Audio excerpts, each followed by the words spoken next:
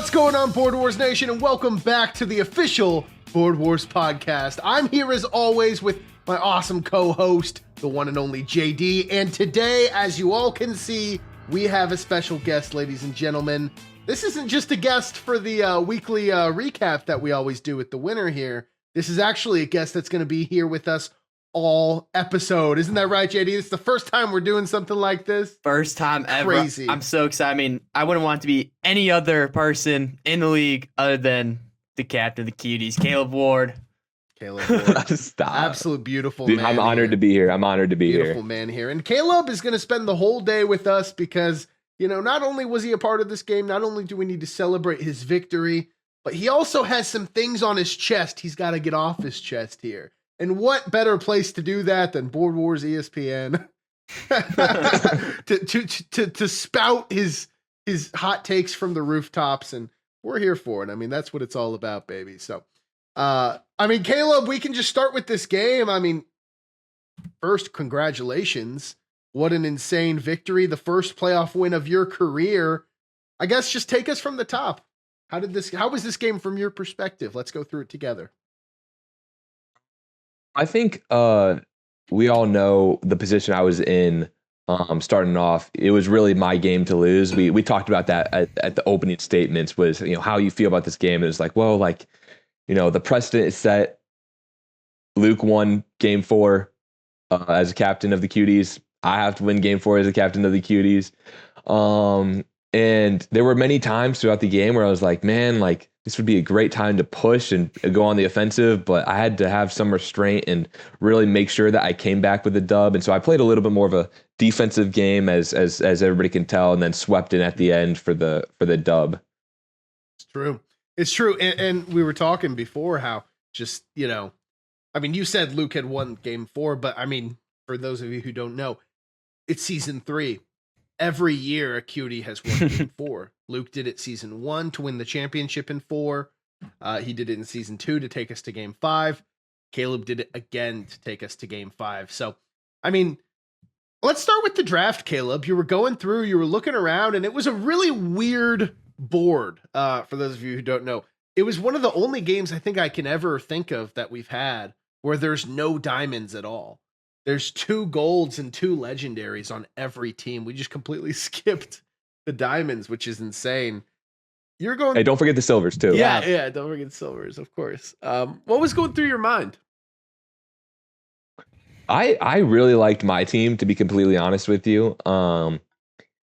I thought there was some unique abilities that I had never messed around with besides Spider-Man. And so I was excited for that. But there were some pretty scary teams across the board for sure. I know instantly I was looking at Goober with Doctor Strange as soon as the last card was pulled. Man, that was wow.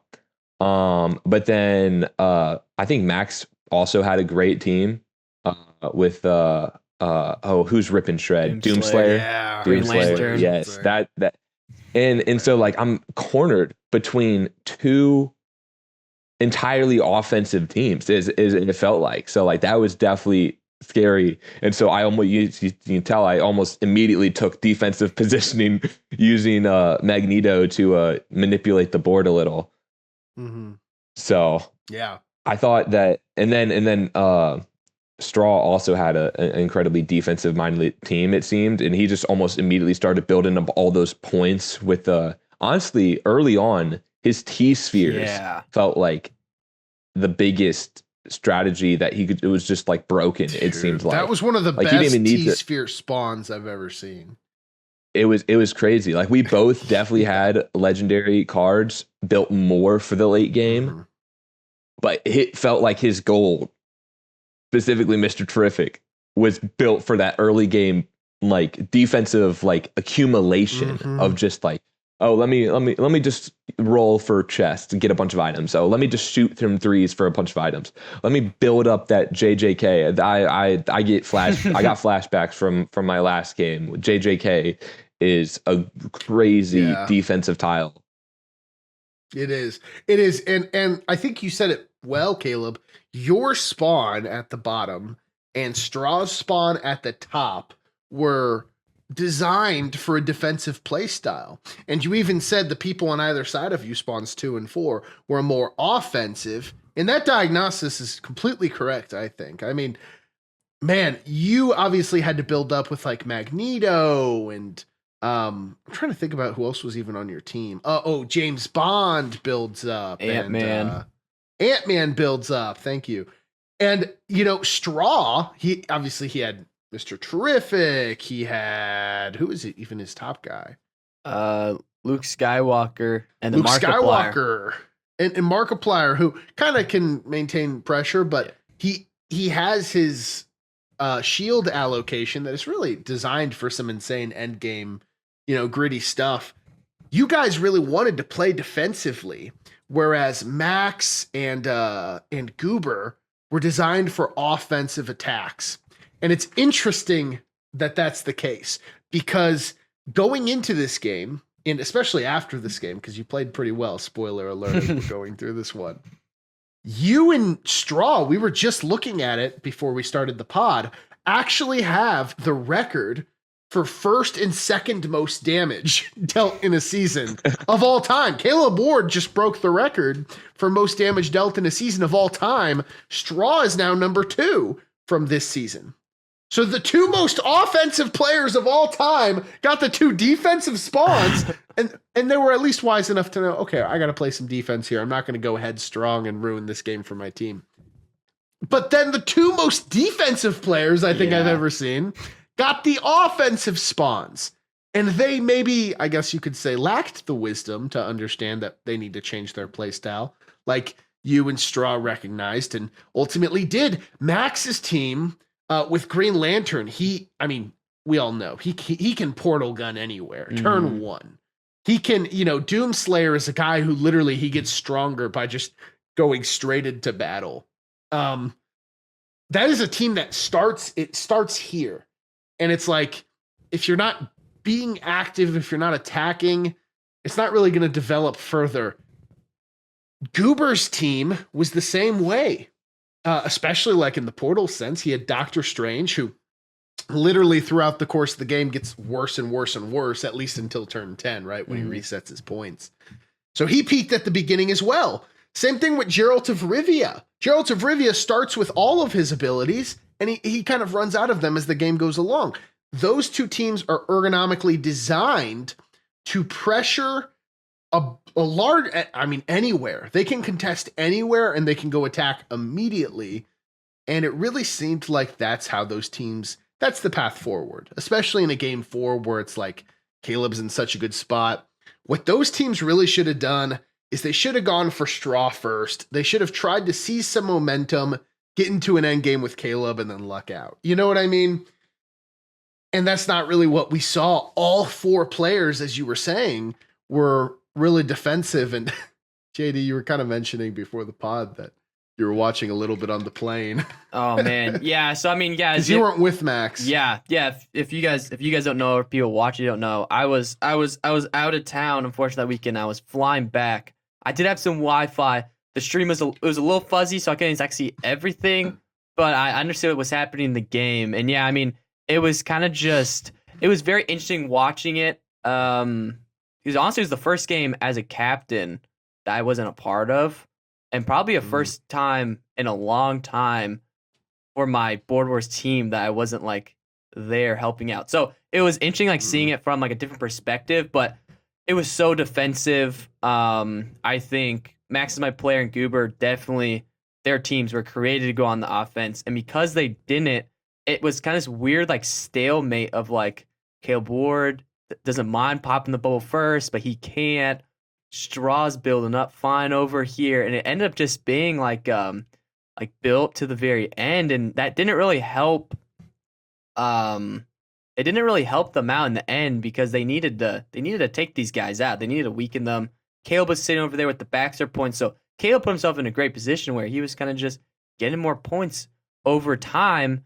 And since no one could really no one's going to deactivate that because that's kind of like going to target him. Yeah, that's your backup plan. It's like you can go team up a few teams and then take out Caleb Ward's backs or billing, but like you can't do it right off the start. So Caleb was in a great position. He positioned himself well, and it was kind of just it didn't work out well for those players. Everybody playing passively benefited these guys. It didn't benefit everybody equally. And I mean, Caleb, you can take us from there, but I mean, one person, it seemed, emerged faster than the rest as the biggest threat.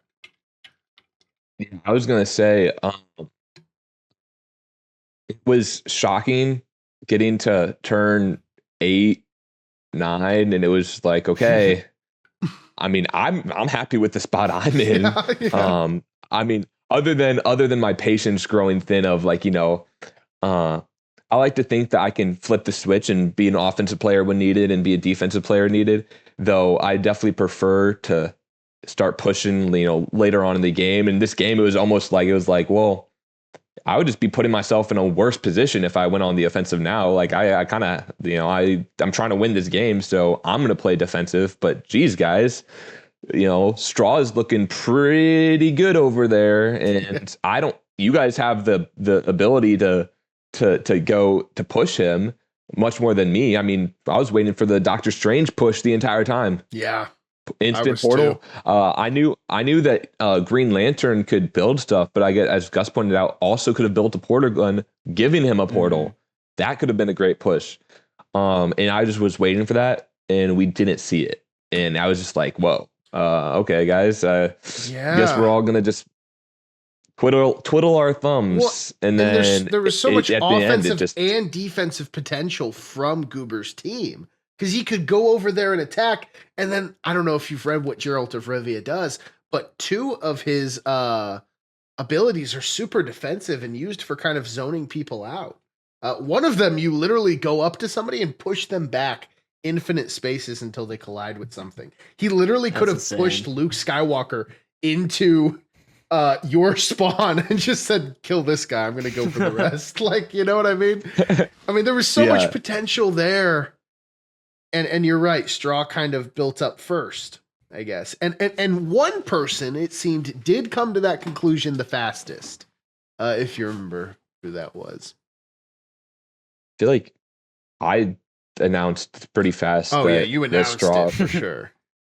I was like, because I was thinking back, I mean, he had so much utility with those T-spheres, and the biggest scare for me was I was building points in Baxter. That I don't know why anybody didn't point that out, to be honest. I guess maybe everybody thought it, but it was like, okay, like that's a like JD pointed out, like that's like a something to worry about later, because that could be easily deactivated later on and whatever. But I was worried about those JJK points being stacked up so fast with the T-spheres counting as a gold character. And then I'm thinking back to a previous game when the Raptors just nerfed everybody. Like they just had enough points to -10 attack and a dice tier to just about every single major player on the board. And it was just like, at that point in the game, there's nothing you can do.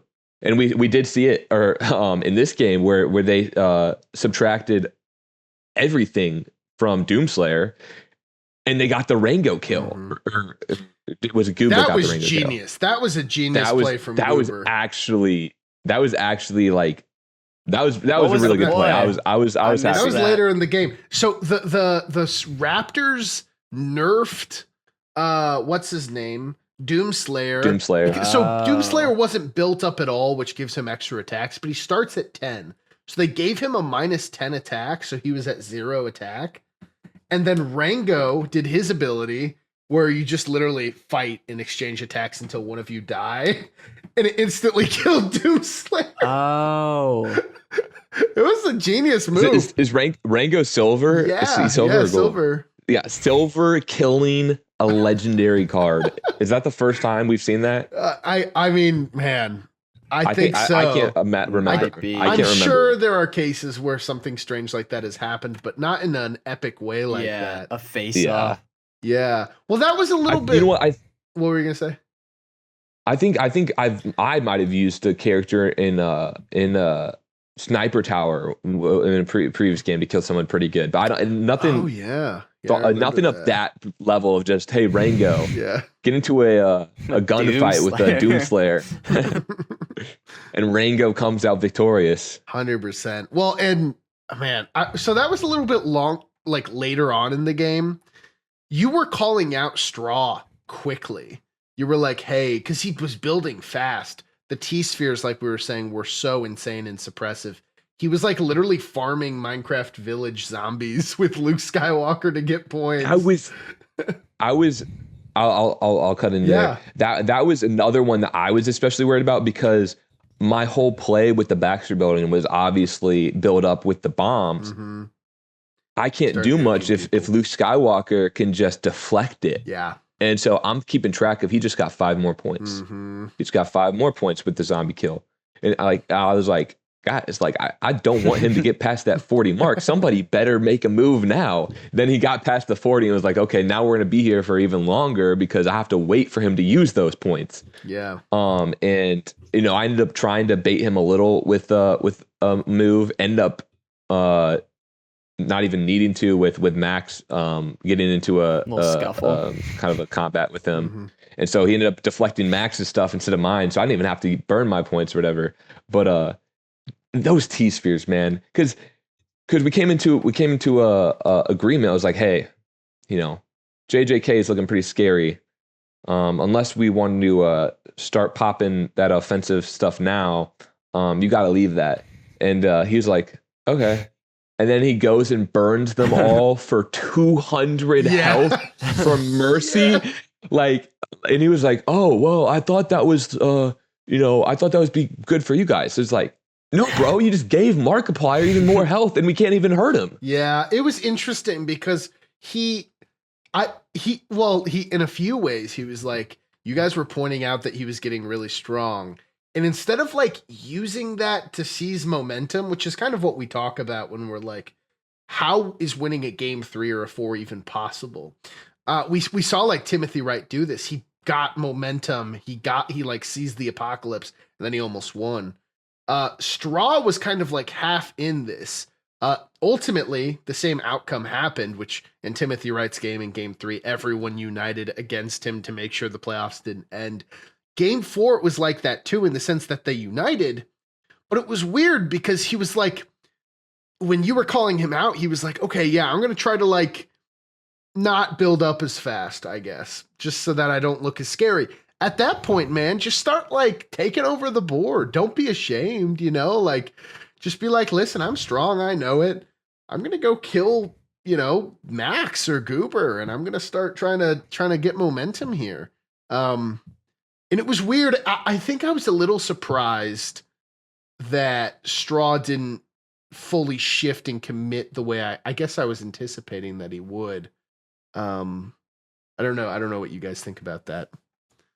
I think I'm going to agree with you 100%. Halfway through that game, it got to after building up a decent amount, it got to the point where I was like, I didn't think that this was my game to lose. I switched and it was like if Straw this is Straw's game to win right here. If he just flips this switch, we're all done for because I had built up a decent amount, but I'm still in a defensive positioning. I can't just, if I burn my points, my characters aren't in a position to go out and address somebody. And then Straw just has all the points in the world. JJK, Markiplier's maxed out health. Trying to think who else he had. Who was his third big guy? Marco Skywalker, terrific. Sparrow. And, terrific with T-Spheres and Luke Skywalker, because Luke Skywalker Jack also has the Sparrow! points too. Jack Sparrow's insane. that was huge. Like he could have easily just wiped the board in my mind. Yeah. Yeah, No, he definitely could have made some pushes. he did make some pushes. Made some huge pushes. Going from a defensive team to eventually building up enough defense where you become an offensive weapon. Mhm. I think that's what happened with Straw, and kind of happened with me because I ended up taking a lot of damaged kills at the end. But it was like, but Straw even much sooner than I did was an offensive weapon, and I feel like he didn't utilize that ability nearly as much as he could have. Yeah, Mhm. I agree with you, Caleb. I think it comes down to, I think we see this a lot of times. A lot of players and even teams are like afraid to be the first ones to attack. And it's kind of like certain teams kind of have that philosophy. and I think the Raptors are one of them where they think that popping that ball first lowers their chance of winning, which may be correct in maybe most circumstances, but in this scenario, they were so built up. And I talked a little bit straw. I could see where it was like, okay, I go team up one team, but then since all these teams have two of the teams have teleporting like portals immediately to another team, and the other team over here has 3 Death Stars. So it's like if I team up one team, I'm probably get 2v1. So I can see the thought process where it's like maybe I could wipe a lot of the board, maybe it's my best shot at winning. So that's why he sat back. But then when Max attacked him, he didn't even I think he might, no, he did take out Luke. So he took out Luke, but then he was able to revive, and he still had so much potential, and I think that's where he could have gone the offensive. And he kind of said in the game, you heard him say something like, oh, I blundered that. Like there's a few things he missed. So he could have gone earlier, maybe could have been the right choice, maybe not. But then right after he got attacked, he should have started going. And he hit Max a little bit, but it wasn't enough because he had already lost all the Luke points, used the Jitsu points on Doomslayer. So it was just like this weird tension. And it's weird 'cause it's like game 4, like we can talk more. A lot of teams made blunders throughout the game, and you can point that to maybe just some players' flaws, but also in game 4, it's kind of hard to play a perfect smart game because there's another team on the board that you can't really touch. So I think it was very difficult for them. Well, there's a difference between schematical blunders. Like I'm working on a play and man, I made a mistake and I made a mistake this way or that way. And I mean, we saw some of that from Max and his assault on Straw. We saw some of that on Straw and some of his offensive capabilities / maybe recovery. We saw that in Goober. I had to get Goober and Max on some time related blunders a few times, which, hurt me in my soul to do because I hate seeing that in the playoffs. But like those are blunders. But I think there's a difference between that and just your philosophy being incorrect. The idea, because you were saying the Raptors, they got a philosophy where they don't punch first. And to their credit, that works about 50% of the time. I would even say 65% of the time. That is a good strategy. But the best players in the league, and there isn't a team that does this. Teams, I've noticed, kind of tend to stick to identities, but there are players in the league, and I think the best players in Board Wars right now understand when it's time to play offense and when it's time to play defense. And it's based on the cards. It's based on the board. They're not afraid to be the players to punch first. I think we saw Caleb Ward demonstrate in this game, low-key a little bit of glaze, that he's willing to be a player to step back. Caleb Ward is having one of the best offensive seasons of all time, but he is comfortable playing defense and letting the board develop around him. I think we saw a lot of wisdom in that. Slushy, offensive player of the year, defensive player of the year. We've seen him get offensive wins. We've seen him get defensive wins. Dr. Luke, need I say more? Drew, we were just talking before the podcast how Drew is known as a defensive player. In the modern Board Wars era, I think like this season, he's like what, top 5 in damage per game? Was that the stat? I think that's insane. Yeah. Like I think that was the Drew knows when it's time to play offense, and I don't even want to hear, oh, but Drew's having a bad year. So like he shifted his strategy and it didn't work. Dude, he again, like odds are normal. He should have won that game against Meow Meow. He got really unlucky there in terms of how the dices were rolled. And it's weird because he got lucky on the Saitama thing, but he got really unlucky when it came to everything else that happened in that end game. Like Drew should have won that game. And that other game where, Mr. Astro Bear was going for his head and he was making all the fish analogies. And there are two. I'm a minnow, and there are 2 great whites. It's all fun and good. I love Sam, but my point is the best players, they know when to switch it up, and I'm really interested to see a team who, and I think some teams kind of do this, but they adapt their strategy to the cards that they're dealt. And so again, I think before any blunders were made, the mentality that Max and Goober had the first few turns immediately put them in a deficit to win this game. And honestly, I mean, there's going to be a lot of narratives in this episode about, is a game 4 possible in like the future? And I really think it is. I think a lot of people think it is. But I think what that requires is either one of the 3 players to really rise up and take control, or that requires, I think, the team that, you know, needs to win, like Caleb in this case, to really blunder and make a mistake. Which is possible. I think we see that kind of all the time.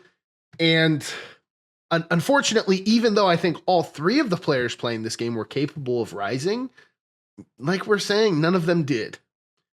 I think the person who got closest was Straw. And I mean, he'll tell you he made mistakes. And Caleb, he didn't really make any.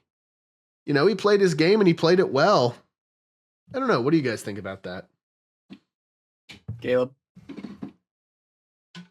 I was going to let you go. Yeah, I completely agree with your take, Gus. I think Caleb played the game 4 very well, how it's supposed to be played.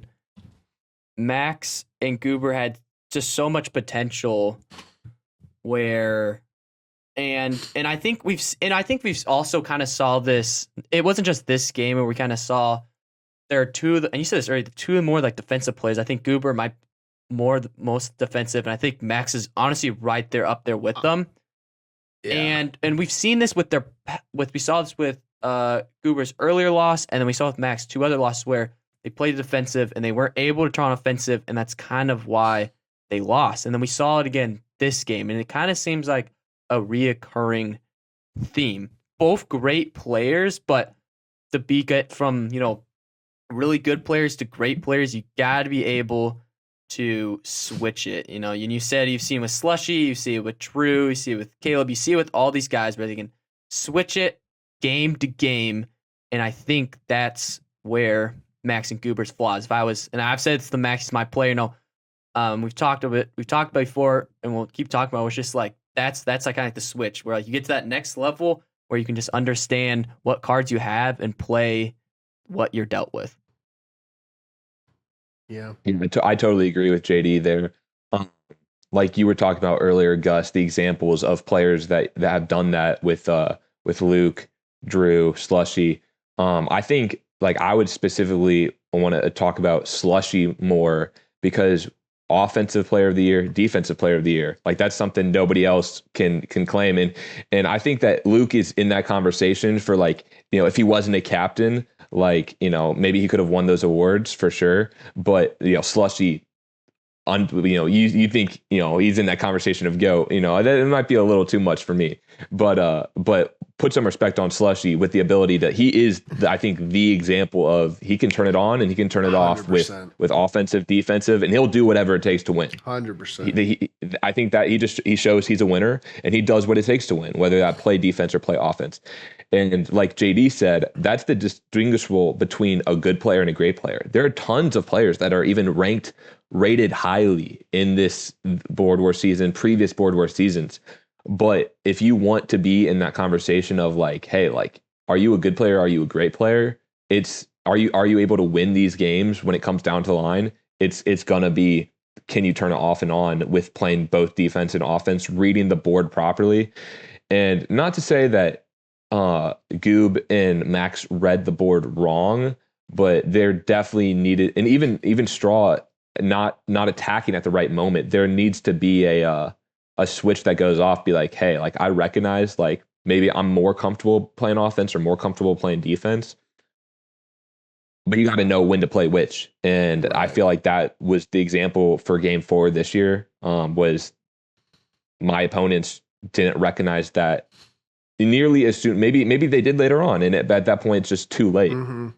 Well, and it was like, dude, by the time some of these things happened, it was like turn 8 that people were starting to make moves. Like, what are you doing for 8 turns? Especially if I'm looking at like Max and Goober's spawns, like the amount that they could really set themselves up for some, I don't know. I don't know. It's interesting. I think they left a lot on the board. And I actually do want to say, like, I really think Straw as a player is actually decent at like looking at the board and seeing what he needs to do. And like, I don't think he's as Max or Goober pilled in that way of Yeah. I have a play style that I'm gonna die by. I agree. Yeah. He just 100%. didn't do it this game to the level that he maybe should have, and I think he knows that.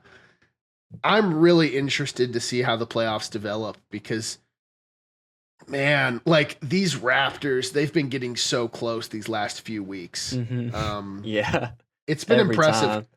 And we haven't really talked about this, but we could just kind of say as we're ending the segment here, like the game ended by Max eventually turned and started poking at Straw the way he should have a while ago. He killed Luke Skywalker. Luke Skywalker revived.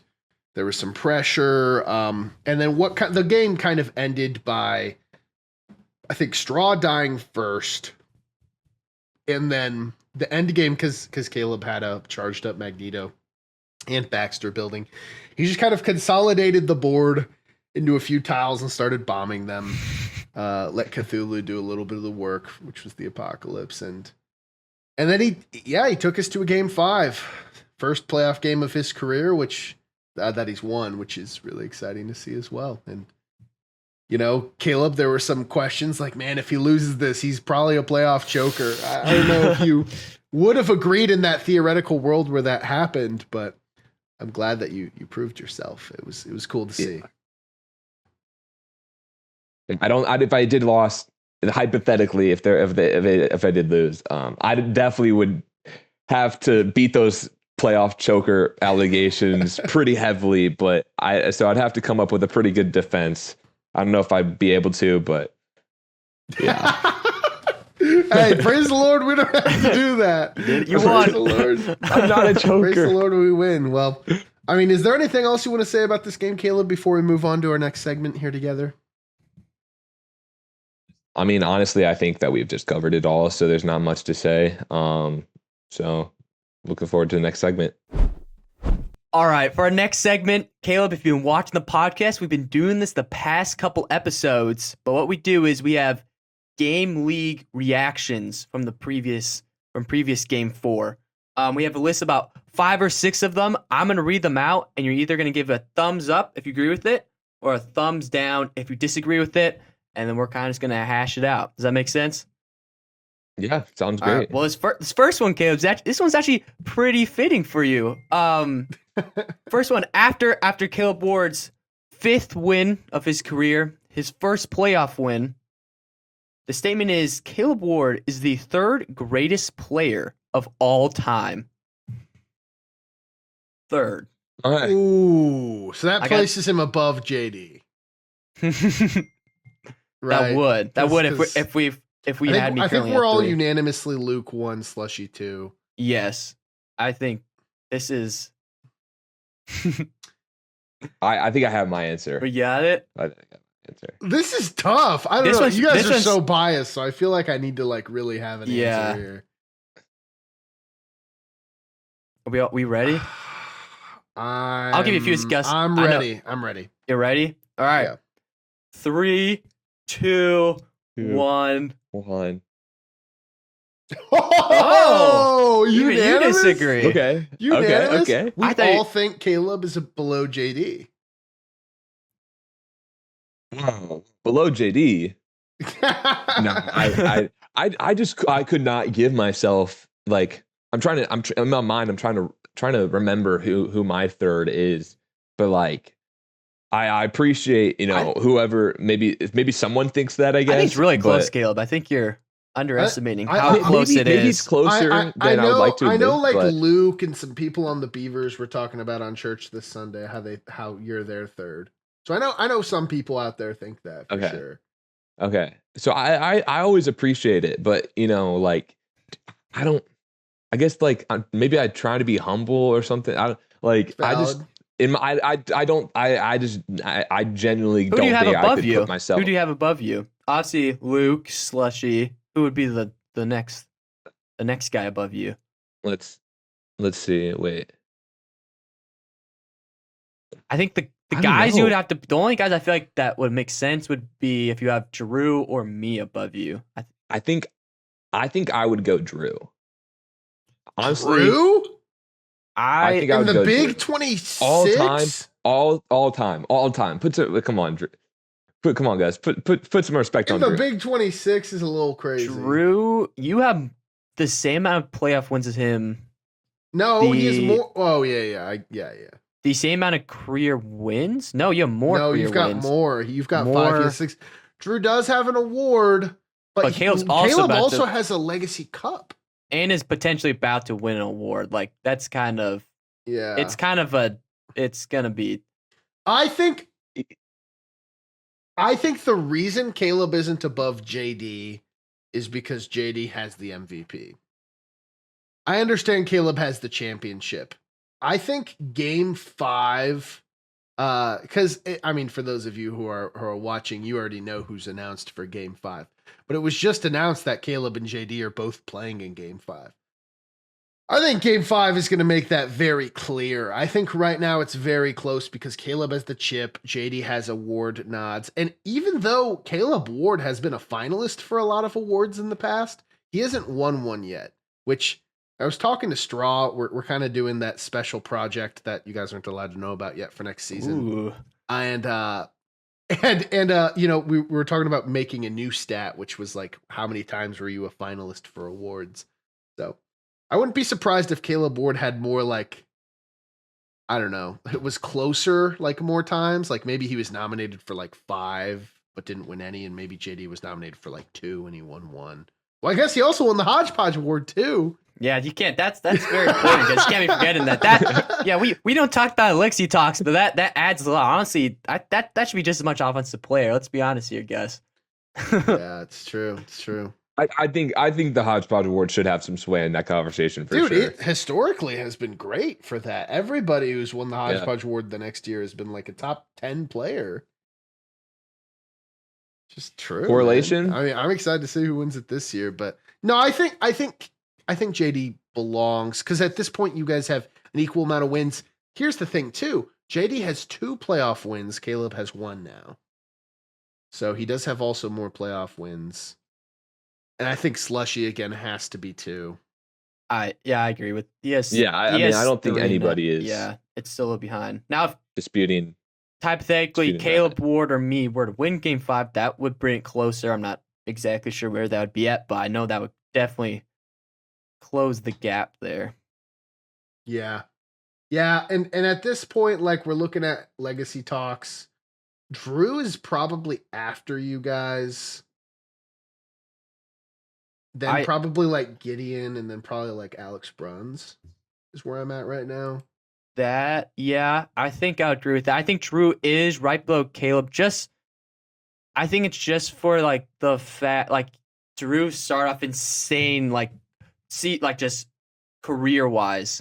But honestly, I think there's a big gap after 4. To be honest with you, between Caleb and Drew. Wait, so Gus, who are you putting top 5 right now? those 5. I'm having Dr. In that Luke, order. Slushy, JD, Caleb, big gap, Drew. That's what I think right now. Because those top 4 people, they all have really solid arguments. Drew has made the playoffs 1 time. He's won 1 playoff game. He's won 1 award. And, like, sure, he had a 99 overall season. That's great. So did Alex Bruns.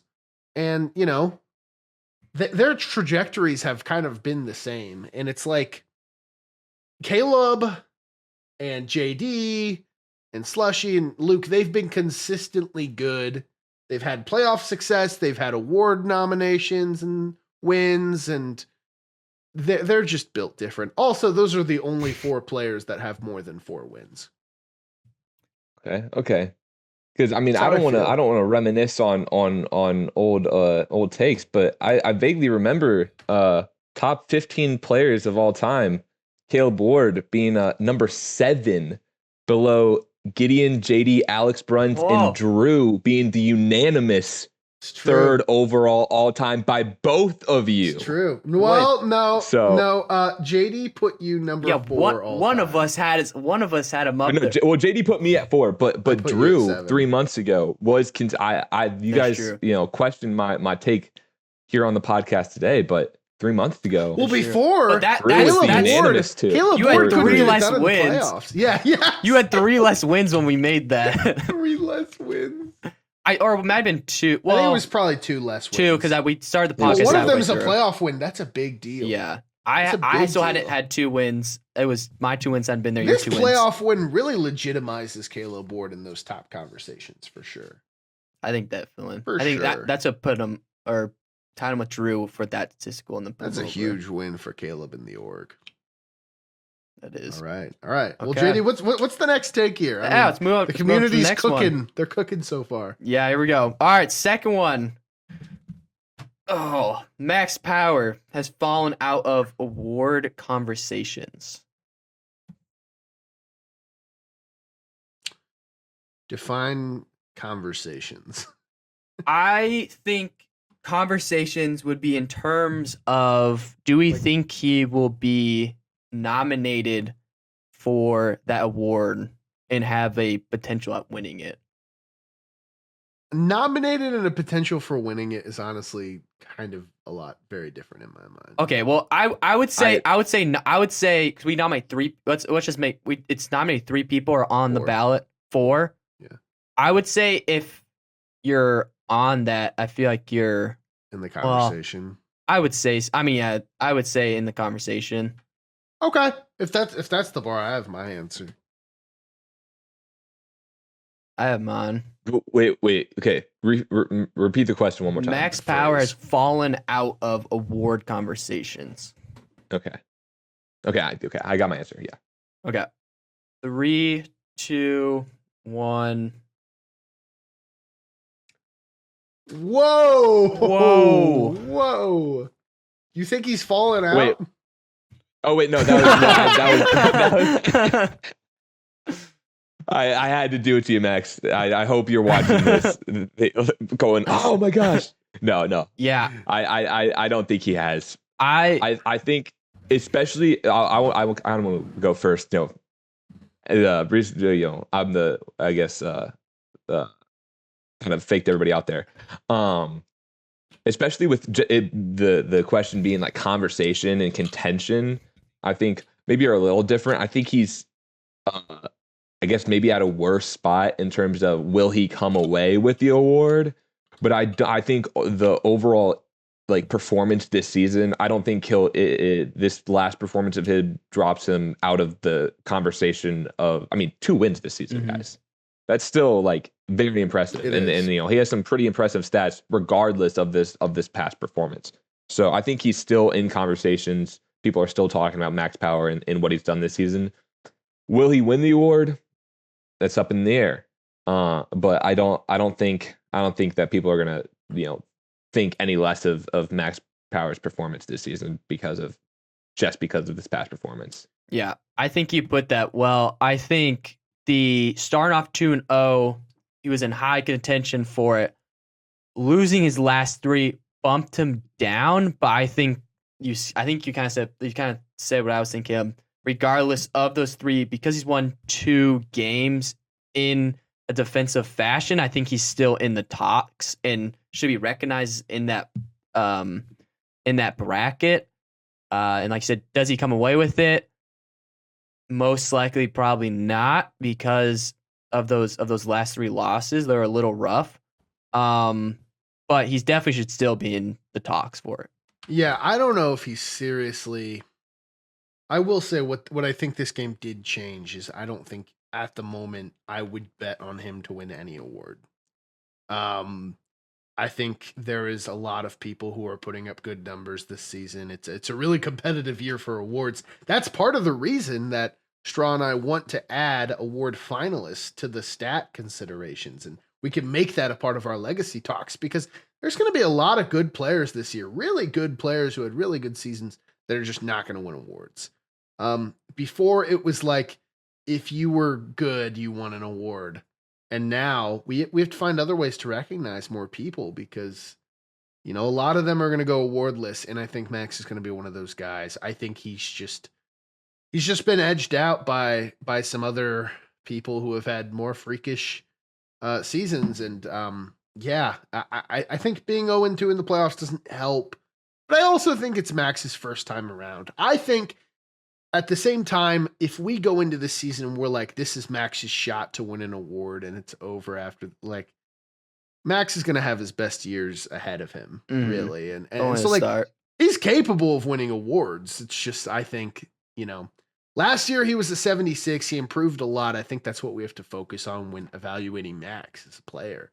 I don't think we need to hold him to the same standard as the real award winners right now, which are like Gideon and Caleb and, you know, people who are like, have always been, you know, I think, you know, Max has had an impressive year and, you know, he doesn't need the award right now. You know, he's chilling. And maybe my first little hint at a hot take. I don't think it's that hot of a take. I think maybe in the future we might see Max have kind of a JD-esque performance where, like, starting off a little low, but we all know that it's just, you know, the learning curve. And then next season, who knows? Max Power MVP. That's interesting. I would love that. That's an interesting hot take. I think that this year he's done great. And then, you know, performance-wise, going downhill a little, but I think that's just a learning curve of just getting better. And then, you know, next year, I agree. I think Max Power is going to continue to be in those conversations. I like that. I like that. Alrighty, I think we all agree with that. We're ready to move on to our third one. Yes, sir. All right. Yes, sir. Straw, vice captain of the Raptors, has the best 1-win season of all time. Ooh, that kind of requires me to look at a lot of. Yeah, there's quite. Yeah, I'm gonna need to go back. This is interesting. This is an interesting take here. I have my answer. All right. I have my answer. Also have my answer. All right, ready?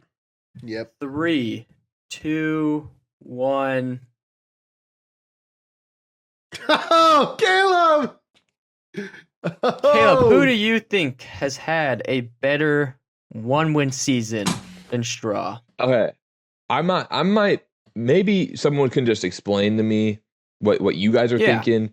But I'm looking because my memory isn't the best, you know. So there might be some games that are slipping my mind. But I'm looking at the spreadsheet, and I'm seeing Slushy Gideon season 1 with 1 win. I'm seeing scroll down. I'm seeing Jacob Dieter season 1 with 1 win, and so I don't know if I could put Straw just with 1 win this season being the greatest performance of all time. When I'm thinking back to season 1 against those guys, that they had great seasons with 1 win. So Slushy had a good season 1. I agree. Let's compare Slushy's season to Straw's season. Slushy had 1,800 damage. Slushy had 1,800. Straw this season, as we said earlier, has the second most damage ever in a season. 3,356. Only 1 win. Now, Straw, or Slushy, season 1, won a game against Dr. Luke, which was awesome in the regular season. Straw, in season 3 this season, where did his 1 win come from? Also against Dr. Luke. Also against 99 overall Goober and 95 overall Max Power in game 1 of the playoffs, which game 1 we've all voted is the second hardest game to win other than game 5. So Straw won the hardest game of the year thus far against legends of the game, and he has the second most damage in a season ever, and he only has 1 win. That's where I think the argument comes from. That's a pretty good argument. What do you think, I'm not going to hold as firmly to this take as I will to other takes. You know, that was my first thought was just was just Gideon and Slushy looking at the single wins season 1. What do you think, JD? Yeah, I guess I agree with you. It's the playoff win. I'm pretty sure everyone else who had the one win is in a playoff game. 99% sure, and I think that itself kind of separates the him from the pack, and along with just the statistical season that he did have, I think. And there's some great players who had one win season. Drew, Slushy, Caleb. There's great players, but I think like just that season itself, I think Straw takes the win there. Fun fact, 2 players have ever won a playoff game, and that playoff game was their only win. 2 players have ever done that. Slushy this season. Oh. Slushy this season. So I think that alone separates them from the pack. I wouldn't say Slushy's season has lived up to Straw's, because again, I think the game 1 win from Straw was more impressive than Slushy's playoff win this season. I would agree. also say, again, the damage thing is insane. I don't know. Yeah. No, I would have to agree. I would agree. All right, we all agreed. We move on to our next one. I've changed. You've proven me wrong. Can I go? Can I go there? Can I go there? Yeah. We can revise our takes 100%. Alrighty. The 4th, Goober is a one-dimensional defense-only player. Unfortunately, I think I have. Okay, I have my answer. I have my answer. I think I have my answer too. Okay. 3, 2, 1.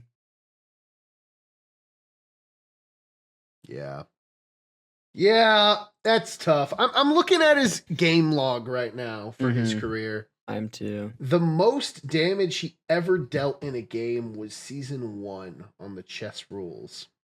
Wow. 708 damage. Throwback, if you know, you know. That's insane. And I think as he's evolved, he's really adapted that Gideon-esque salamander defensive play style that we've all kind of come to know.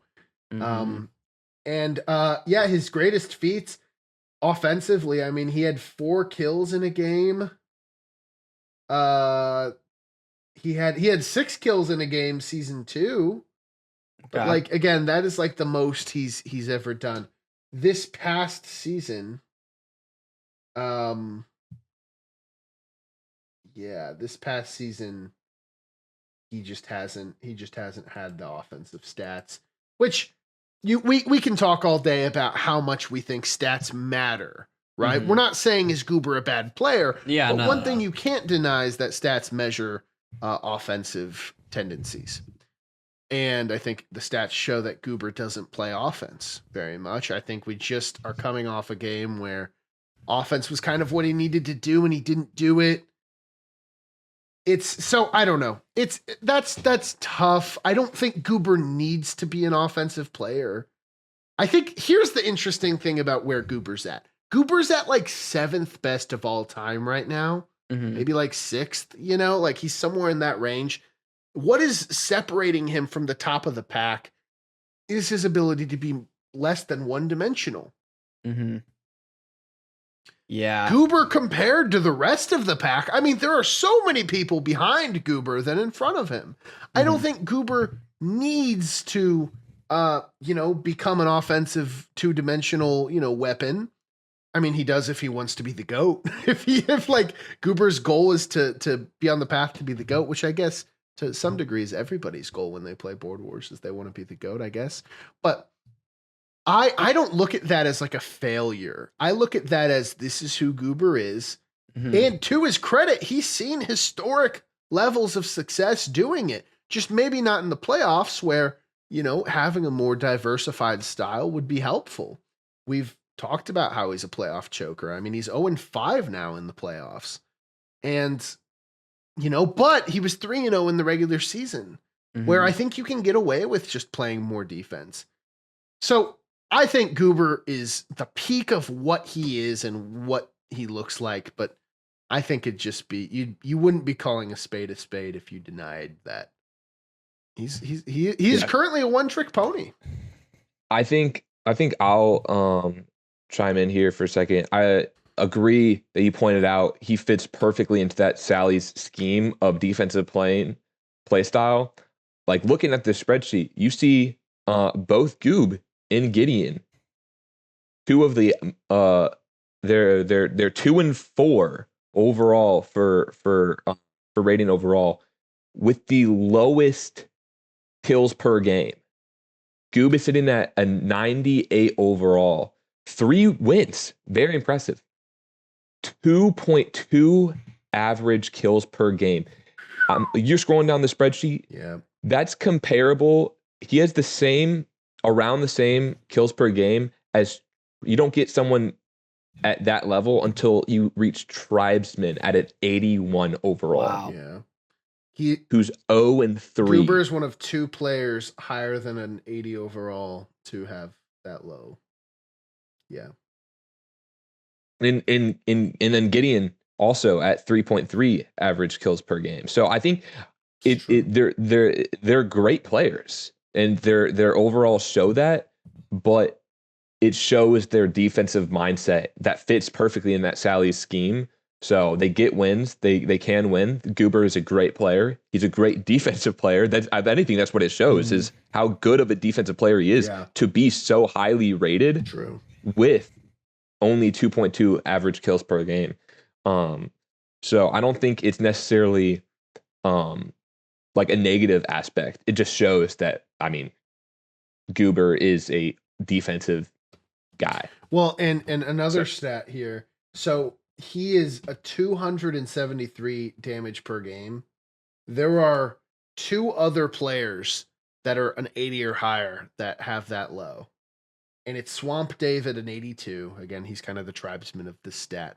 But the funny thing is, we were talking about how we had 2 very defensive players in the offensive spots this past game. Mm-hmm. Max Power is the other person who is in that category. 245 damage per game. Insane. But The same. yeah, funny stat. I have to agree. Yeah, more definitely on the defensive side. I think, and it's not a negative. I think where it comes down to, and this is something like I would tell Goober, like if I was a captain, like if he's trying to be one of the best coming into these next seasons, defense wins these games in the regular season. We saw that, and Goober very likely could win MVP. Most likely he's gonna win MVP this season. Mm-hmm. Best player in the season. So we're nitpicking here, but We are. I do think that as people in the league start to understand people's how they play, and if Goober is only able to play defensive the rest of his career, people are going to understand that, and they aren't going to let him live in the end game.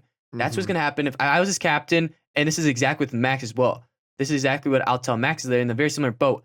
If you continue that, people are going to find that out pretty quickly, and they found out with Goober. He won 3, and they're like, wait a minute, Goober plays very defensively, and I think that's when we saw then these 2 losses or not being able to switch. And it's the same thing with Max. I think it's very similar.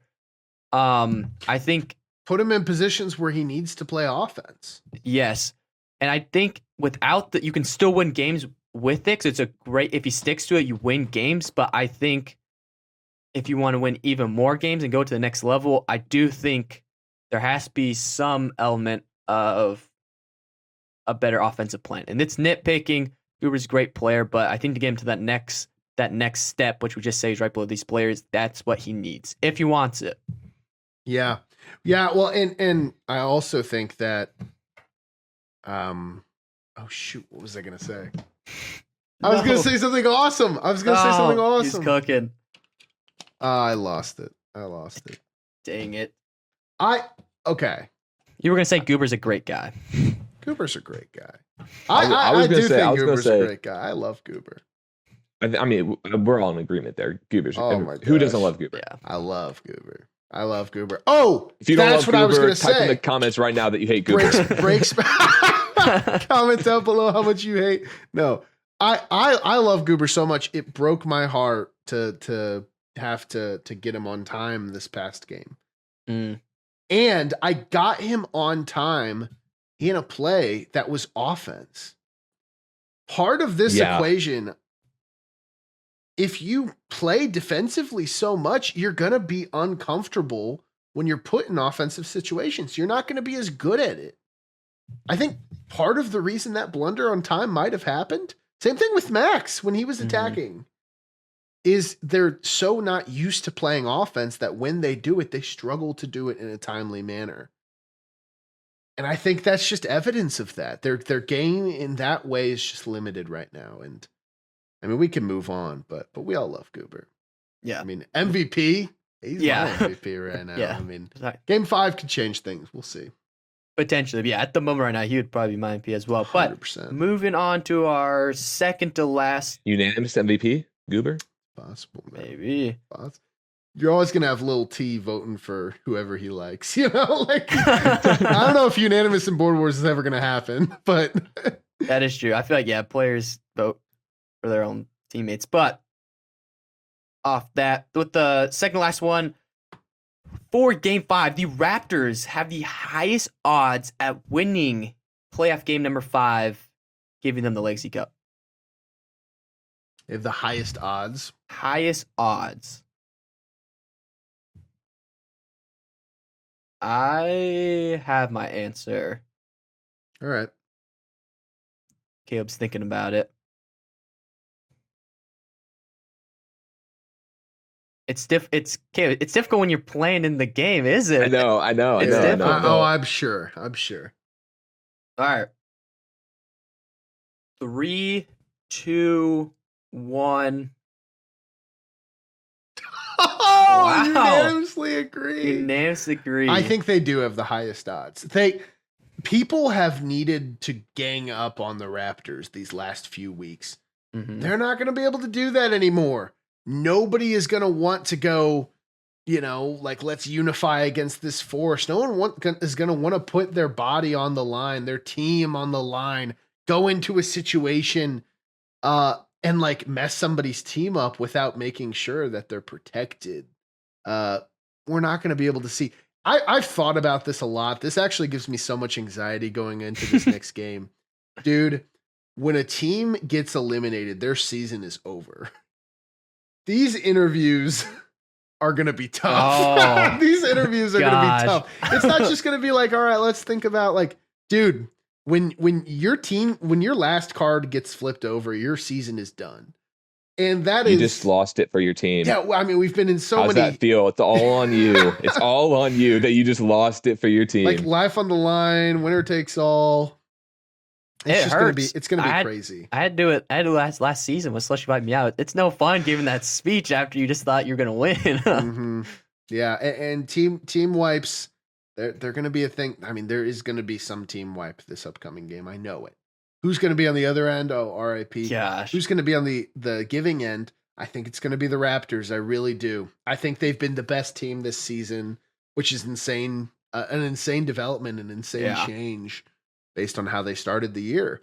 And I think not only do I think that's gonna, if I had to bet, I would bet on the Raptors. If I had to, I would probably never bet on Board Wars because anything I think can happen.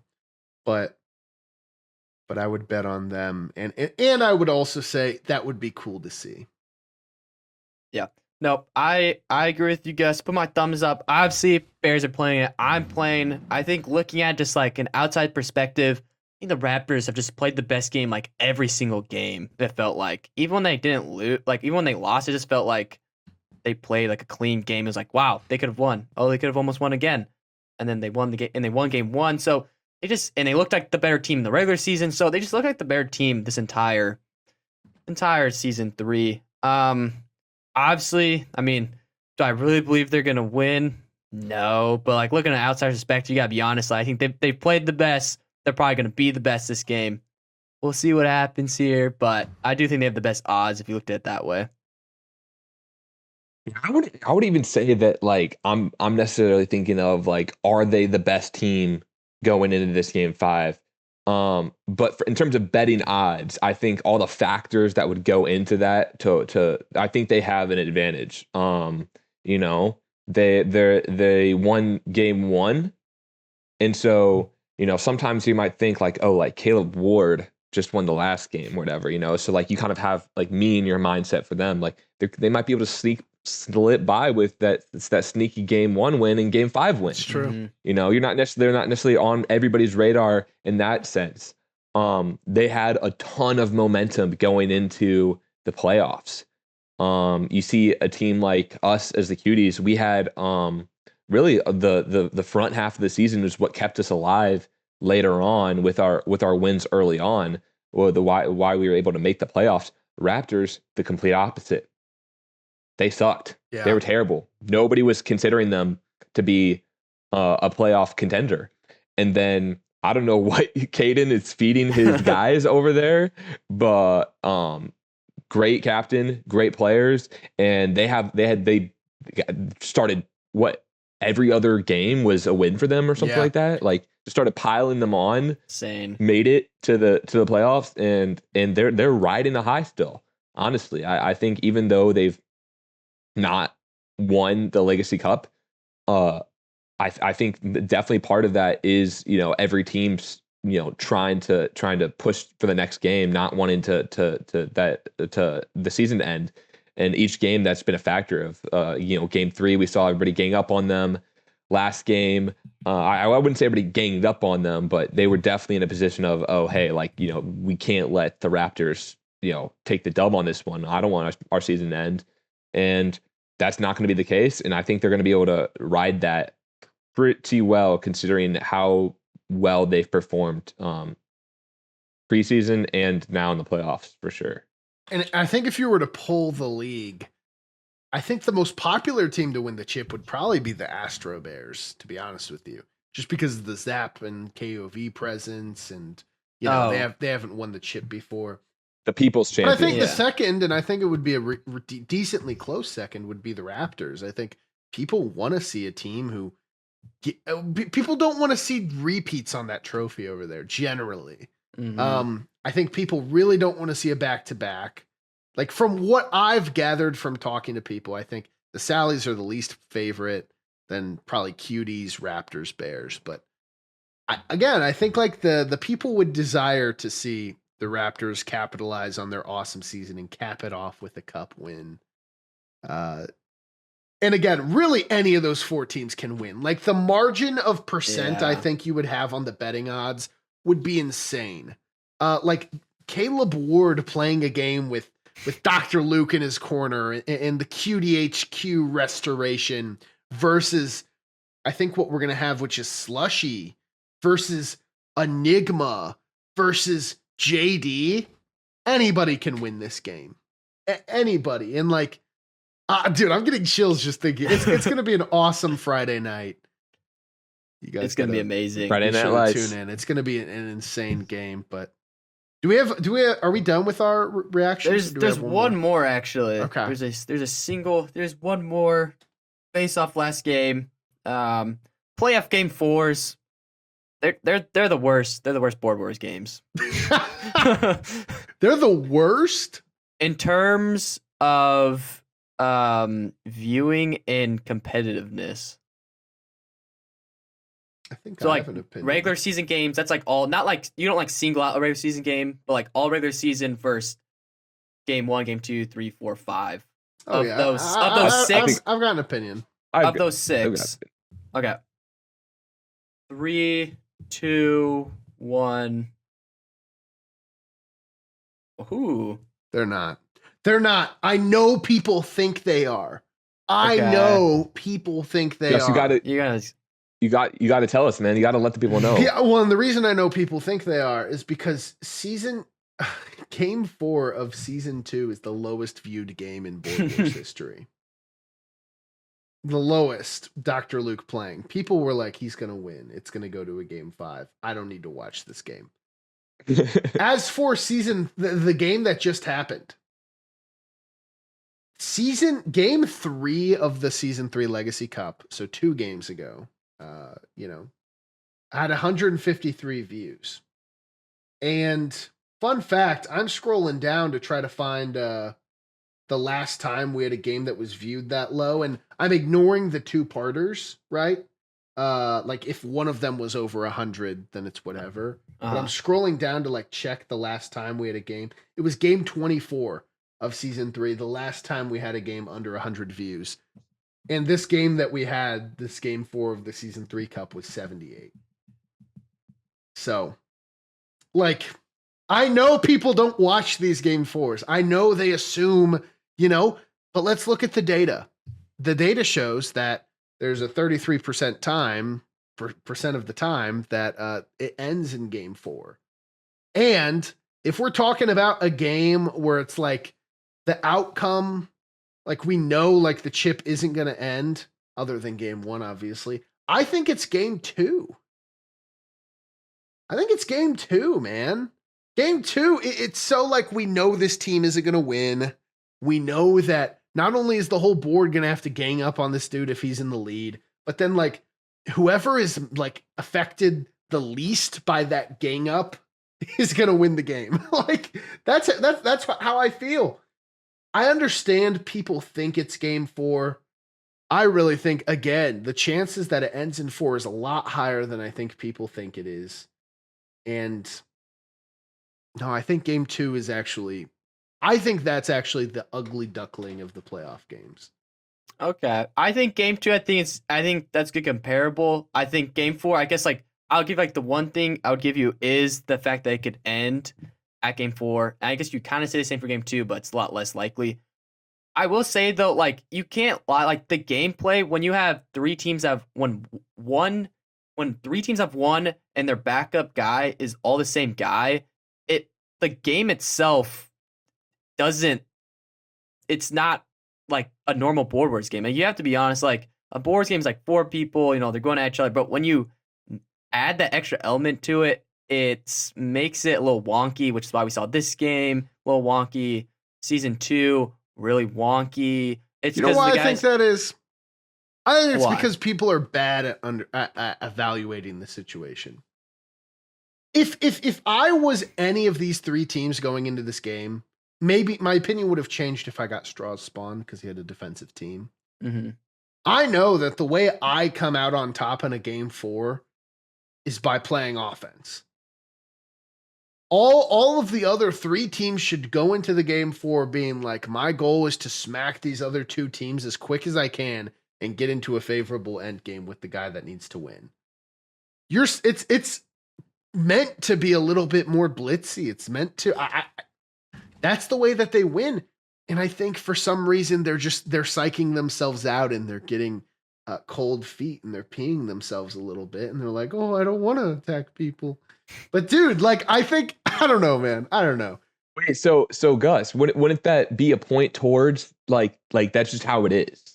But that makes it not how it should be. That makes the game better though. But that's how it's been. That's how it's been. That's how it is. That makes the game more fun. Playing in these game 4s, Gus. Like that was not a fun win for me, bro.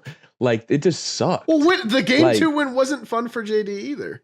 So I won. That was a blast, Gus. That was very circumstantial. That game would have been Gus. That game would have been legendary.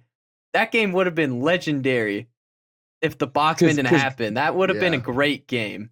That's true, Gus. Because I'm thinking like, yes, we know it's gonna push to another game because the Raptors were not gonna win game 2. Nobody's gonna let that happen. Yeah. So there is that aspect. But game 4, the Raptors didn't even try to win game 2, bro. Didn't even try. But game 4 almost always just pushes to a defensive stalemate. No, everybody's too scared to make the first move. Skill diff, bro. That's the player's fault. But I think conceptually the game 4 isn't as bad as game 2. I think everybody needs to watch this. Everybody needs to watch this video. You guys aren't watching the games. You guys are playing bad in the games.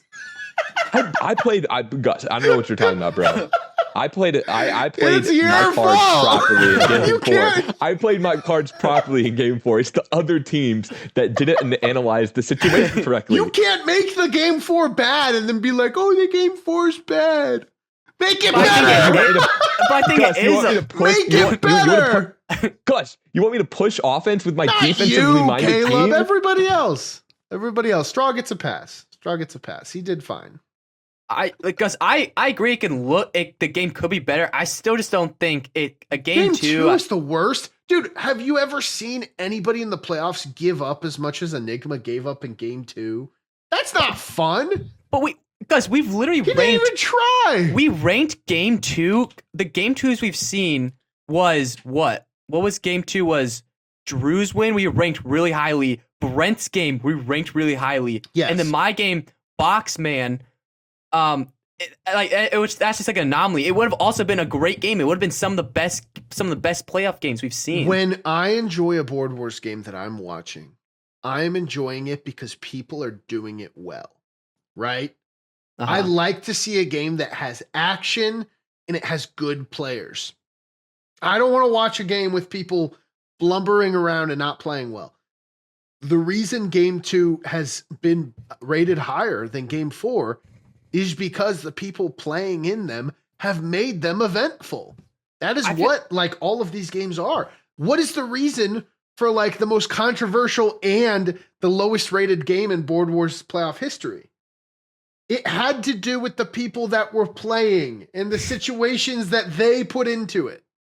I feel like that proves the point because game 4, the game itself creates that situation. They are playing bad because of the situation. They're not bad players. They're good players. I think getting put into a bad situation. I think the situation might be harder, sure, but I think I don't think on paper or in design it is worse. I think game 2 is worse.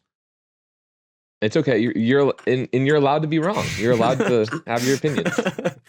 You're entitled to your own opinion. Well, what's the counter argument to that? I feel like the counter argument. The question was: Is game 4 the worst? The worst. Game I think 4, it is. Not the people who are playing game 4. Is the concept of a game 4 the worst? Historically, if we're talking historically, I'll give you that every day. But that's all we can go off of. Maybe. That's all we can go off of. No, we can't. We can critically think about the design and what it's pointing you towards. But if we've never seen it happen that way, and all these the same players in game 2 are playing in game 4. These are all the same people. It's not like we're getting like a new random people. These same people are able to play the game 2 situation well and interesting. Then the same players go to game 4 and don't play it well, and it's less interesting. I feel like that points to skill diff, man. Our argument. It's the same as like those cards that exist out there where it's like, this card is a bad card because people suck when they use them. Dude, like I understand the concept of the card, and it's like it's a good card. Just it conceptually just is. And you guys are just bad at using it. I feel that way about a lot of cards, man. I get frustrated. I watch these games and I'm like, oh my gosh, this guy's not playing this card well. It's not the card's fault, man. It's not game 4's fault. I don't think it is. I don't know. I feel like you're not gonna be able to sway me here. I would like to see what the league reaction is here. Well, how about this? How about we make a captain's coalition that like I don't know, that's like treat game 4 well. Like, yeah, I'd be down. I don't know what other people do. We're trying to win every single game we play in. So I think everybody is. Other than there's one time that wasn't the case. Can we all think of when that was? When what? When not everybody was playing to win the game. Bro, season 1 of Ryan Joggers hit John Mark instead of going after Lucas Sapa from winning. The Beavers sold. The Beavers sold. No, I'm talking about like they actually gave up. What is the one time that happened? In a playoff game? Yeah. Playoff game 2 of this year. Oh, with the Raptors. Enigma didn't even try. He couldn't do anything. I don't think that he didn't try. I think he failed That actually poses the situation. Like game 2, there is one team immediately that can't win. Game 4, that's not the case. No, that's a better situation than a game 4. Gus, I think you're applying. I think you're not applying the logic equally because you said they can't win game 2. One guy can't win game 2. Yes. What? That's only in the practical sense. Theoretically, he could still win game 2. But then couldn't you apply that to game 4 and just alleviate the odds in every way and then claim that all playoff games are the same?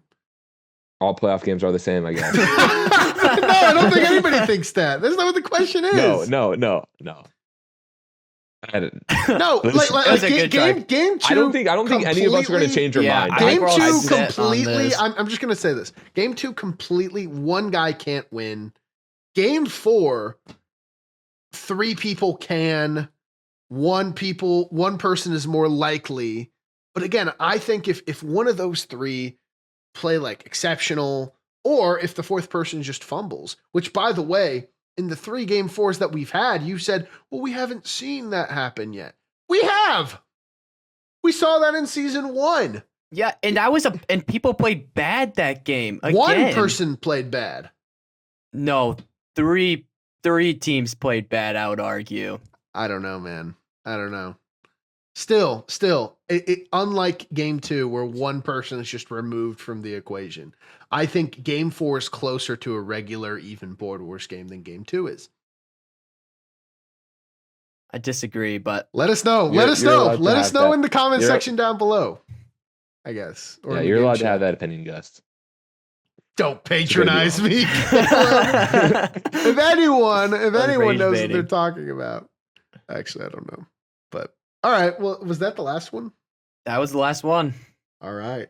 Well, so far I've been the person with the hot takes, but in our next segment, I have a feeling that might change.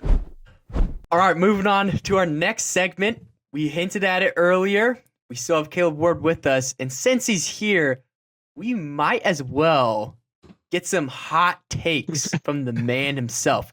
If you know Caleb Ward, you know he likes to speak his talk. He likes to say what's on his mind, and sometimes people agree with it, and sometimes people don't. But Caleb he doesn't mind sharing his opinion. So we brought him on the pod. And Caleb, why don't you start us off with your first hot take? So, I think we'll start off relatively mild and save my spicy ones for second. Okay. But my first hot take is that I don't consider overalls when I think about my perception of someone as a player. So I think overalls matter. At all? I wouldn't say at all, but At very all is very crazy. little, like minuscule amount. Like I'm thinking I'm taking some Okay. 70-year overall players over some 90-year overall players. Whoa. No, No, you're Whoa. not. No, No, you're no, not. but No, there you're are some not. 80s. There are some 80s overall way. that have been dropped due to one bad performance, with like minimal bad performances. And if you really look at those games, half the time it's not even that they performed terrible. It's that they dropped because of one specific player stealing the show and they got put in a bad position. And so there are some players that like really when I think of They got put in a bad position, really or they put themselves in a really bad what I'm position. thinking of when I think of an overall is how much do I Uh-huh. not want to play against you? How much do I Okay. fear playing? Like if I was like they're going to be a hard person to beat. There are some higher overalls. It's Mhm. like honestly, I'm confident that I'm a better player than you. I'm confident that if it's me and you in a 1v1 and we have all our guys left, that would like in that type of scenario, I would wipe the board with you. And then there are other Okay. guys that are the kind of like wild cards where it's like honestly, like you've shown that you can come up with some crazy plays and you can get real creative and utilize your cards well. And I don't want to play against you. And so it's I think. yeah. No, What were you gonna say? You no. gonna finish your You statement. can chime in. I think Board Wars, there's so much that goes into a game. And I think there are players like unlike like any other like individualistic sport, like boxing or I don't know, like even like esports where like a player can just get really cracked. We see a lot of players that are good at different things. I guess kind of like we do in like UFC. There are strikers, there are people that grapple and take you to the ground, and in Board Wars there are different archetypes of players. A game can be won so many different ways. And even though we have trends in the league, and there are some people who, try to replicate the meta, I guess you could say at the moment. I think largely trying to find a way to quantify somebody as a player. I think the rating system is the best way to do that. I think I think when you look at the rating system, you have to account for sample size, and I think the longer somebody's in the league, the more accurate their rating trajectory will reflect. I agree. I think people can have down seasons, and you're like, this player's clearly better than what they're performing at. But I think in 5 years, by looking only at Caleb Ward's ratings, we're going to get a pretty dang good idea of how good he is and how good he has been and has evolved over the span of time. I don't think it's ridiculous to say that season 2 was your worst season. I think that's reflected in the rating, and I think you would probably agree with that. I think JD, I mean, you would agree that season 1, season 2s and 3s, pretty dang good. I think we would all agree that Slushy's always been that top guy. I think we would all agree that Alex has gotten more unk in season 3 and Drew has gotten more unk in season 3 and they've fallen off a little bit. You know, and I think the ratings reflect that, to be honest with you. And I think the reason that's the case is, and people act like ratings is just, it does favor offense more than it favors defense. Which, if you ask me, I think is fair. Maybe that's my hot take. I think offensive wins are more impressive to me than defensive wins a lot of the time, personally. But I agree with that. But also, like, the number one thing that the algorithm accounts for is wins. And, you know, a win is a win. And I understand that there are wins that are more impressive, you could say, than others. But I think how impressive the win is reflected with things like KD and damage ratio. Honestly, I don't disagree with right now, like, I think any rating. And because here's the thing, the ratings reflect how the player has played, not how good the player in theory or, you know, out of practice is. I think Drew is probably one of the best players in the league, which is what I think you're saying. But I think the 87 overall, which I think he is right now, reflects perfectly how he has played this season. And again, I think that's due to a variety of factors, which all of Board Wars is. But I think, yeah, so I think, I don't know. In that context, I don't know if I fully disagree or agree, but those are kind of my thoughts, if that makes sense. Yeah, I think I agree with Gus mostly there. I think the having the stats is a good representation of how players are performing that season, and because of the algorithm, it does perfectly like display it. But I agree with the fact that there are, and I'm interested in like some of your examples, Kay, would be that some players lower down, I would much rather not play than some players are higher rated. This, if you just looked at like this season, what rated they are, I could agree there are some players that I would rather play over other players, even though they're rated higher.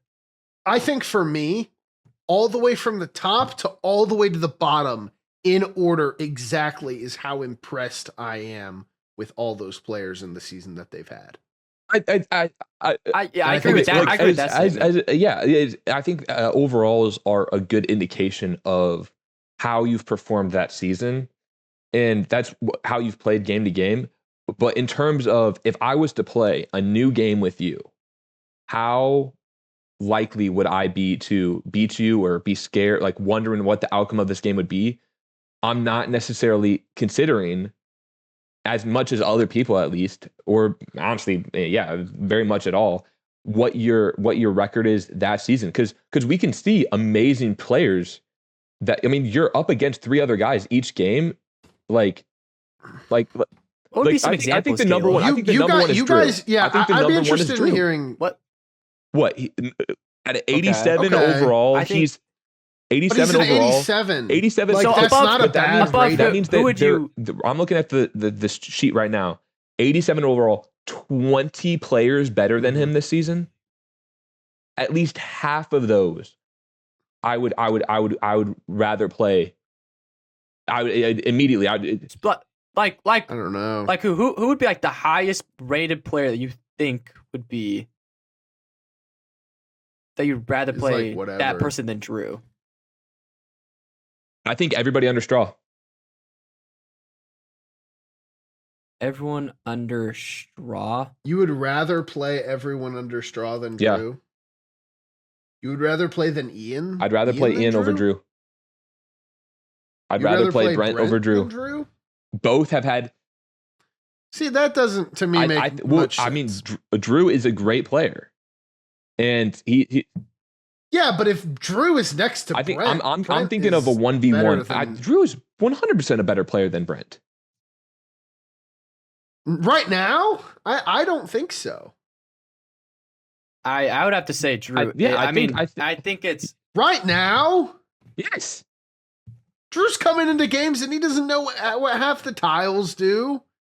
Brent is at least plugged in. And would you rather have Drew by himself, or would you rather have Brent with Drew next to him? I would rather have Brent with Drew next to him. I feel like that's entirely different consideration. But that's the thing, though. That's the thing. But that's the thing. How much of that exists? I feel like we're blurring the lines here because Okay. JD, would I rather play against JD or Max with JD next to him? JD can't be next to himself. So if JD is playing a Board Wars game, okay, who's so I coaching JD? think this actually goes towards my point pretty well. Actually, this kind of paired. I didn't know if this was going to be like a separate hot take or whatever. I think some people are held up by the fact that they're able to play with their teams. Being able to bounce those ideas off of your teammates before you make them, limiting the amount of blunders that you make. So what you say? Considering if Brent Ritter is playing alone versus if Drew's playing alone, I'm taking Drew. I think Brent is a great player. That's not how the league works. And just wait, I just want to clarify for the viewers, Brent, you are a great player. Yeah. This is no diss on you, bro. But I think that that's like saying like I would rather have like I don't know, dude, like a football player without their coach. Or like, would you rather have the coach or would you rather have I'd rather have Tom Brady than Bill Belichick. So like I think you would rather have Tom Brady than Bill Belichick. I think that but in this case scenario, you're implying that Tom Brady would still be as good if Bill Belichick wasn't there. Yeah. That's Tampa Bay, ridiculous. they won a Super Bowl. You did it without. Yeah, that was like way down the line. Who developed Tom Brady into the player he became? If you think Brady would have been the same player without Belichick, you're out of your mind. And that's the thing. Like players aren't analogies. I'm not good with the. No. I'm saying that's what I'm saying. What I'm saying is we don't like apply that logic to any other sport in the world. We're not asking these players to come in here and like play with zero help. That's not how it works. Like most of the players are going to have captains next to them. That's how it's meant to be. And are we gonna say that this player is less valuable than this player? Yes. Or I feel like it's a really blurry line that is a slippery slope. Because that's the thing. Here's the thing, Caleb. Does Alex Bruns suck? But if Alex Bruns wasn't next to Luke and Drew in the games, he's not next to or Luke and Caleb. He doesn't. I wouldn't say he wouldn't play well, but I definitely wouldn't play nearly as good as he has. Alex Bruns, he hasn't in the past. Alex Bruns is really good at getting information and managing the game, having a stoic composure, and being able to facilitate all the things that are happening around him. That is a unique skill as opposed to Caleb Ward, who shows up and nobody's next to him. I like to think that I'm still applying my logic consistently because I would still rather play. I'd probably drop Alex if Alex is playing alone. I'd probably drop him too. I think yes, but he's not playing alone. 1-on-1 overall. You as an individual, you're overall. So why does overall have to equate to 1-on-1? Why are we holding it to that standard? Because it's That's just you not as the an standard individual. that the How do game- you that play the as an league individual? operates in. But how do you measure? How do you distinguish that from the ideas that are happening around? And that's you? why How I could think you that overall possibly is do that? overrated as an indicator of how good a player is. Because it's factored by so But many things that why- are but outside why- of just how the individual performs by themselves. Why do we strive to separate and give credit in different ways from a player that is good, maybe because you could say people are around him, or a player that is good on his own? Why is a player who is good on his own more valuable than a player that is next to him? Because I've seen players go into the playoffs who are as good at facilitating ideas and outplay players that are good by themselves. And I think that's an entirely different discussion, honestly. Like No, I think it's the same discussion. I think it's just, why does the overall have to be in an isolated scenario? Because the fact of the matter is, this is professional board wars. And in the professional board wars league, I am sorry, people are not going to just be playing by themselves. They aren't on a large scale. And I know that depends on the team. I know that. But the teams that are good, JD just said this is the first game he's missed all season. Straw, I know it's the same thing. So why are we holding players to a standard that in our league doesn't exist? That's my question. I guess maybe this is just a unique circumstance with the Cuties that we've had plenty of games where we'll have a guy play on his own, and that's a unique factor, which is really funny considering that I feel like we set the meta for meeting up early on in board wars. Yeah, it is funny how that's evolved. We set the meta as coming together as a team and playing, but just as it plays out, I think probably more than anybody have guys as individuals play, which I guess Well, and that's the thing. Like, so if a player is really good at playing with people, that is an actual tangible skill that affects how the outcome of the game is going to go. And because of that, whether JD is playing and he's not being captain because he is the captain, versus whether that was Gideon's whole argument for why he hasn't played a playoff game up until this past year, or this year right now, is he thinks that he has a better chance of winning if he's coaching a good player than if he is playing himself. I think Gideon's a great player. I think if you put 1v1 Gideon versus Goober, Gideon wins literally 7 out of 10 times. That's what I think. But I'm not going to sit here and be like, Goober's a worse player than Gideon. I don't think that's true. I think Goober has skills that translate to the professional scene better than Gideon does. And I think he benefits from the situation more, but I don't think that's a skill thing. I think they're just different skills. I think the unique aspect of the discussion is that we kind of compare it to sports. Board Wars is the professional boards league is a team game, but at the same time you can also play alone. So I think the disagreement is because yes, you can play on the team, you can help each other, but at the same time there's possibilities that doesn't happen. So in those times that doesn't happen, like Gus for example, your team, you guys always met together, while as Caleb's team, it sounds like doesn't. So Caleb's gonna want a player that can play on his own because he can't play with them. So I think it comes down to captain to captain or team to team because of the dynamics of the league, as well as because before the professional league, it was board wars and it wasn't team, so it was 1-on-1. So if you weren't in the league, if the first time you knew about boards before the league, you're gonna look at it a little differently. I think from Caleb's looking at it because he's used to playing on his own. It's a 1v1v1v1. But now since we have professional board wars, it's not. It's a team game with also a chance. So it's difficult. I think it's like what you want more depends on team to team. I think some captains, some teams will want a certain player over another certain player. Well, and that's the thing. I think there are different genres of players. I think there are players like Caleb said who are really good when they're by themselves. And you're right. I think Caleb, because of the situation, I think you hit that on the head, JD. He will value those things higher because that's, as a captain, what he's looking for. Caleb isn't looking for a guy that needs as much coaching. He would, because there's time things. There's a lot of things that go into it. But I also disagree with the sentiment that that's different than sports. Because I don't know if we know this, not all coaches in sports are created equal. And especially like in the National Football League, the lines between a quarterback who calls the plays and a coach who calls the plays, they're not very distinguished. There are teams where the quarterback needs to kind of call the plays, and there are teams where the coaches have more control. That's the same thing in Board Wars. And there are players who are more offensive, more defensive, who are better as in this way and that way. And again, it's such a complex thing that I agree. Like, I agree to some extent, Caleb, of like, I don't get the full picture by looking at your rating. But I also think like, how could we have a rating system that does that? I think.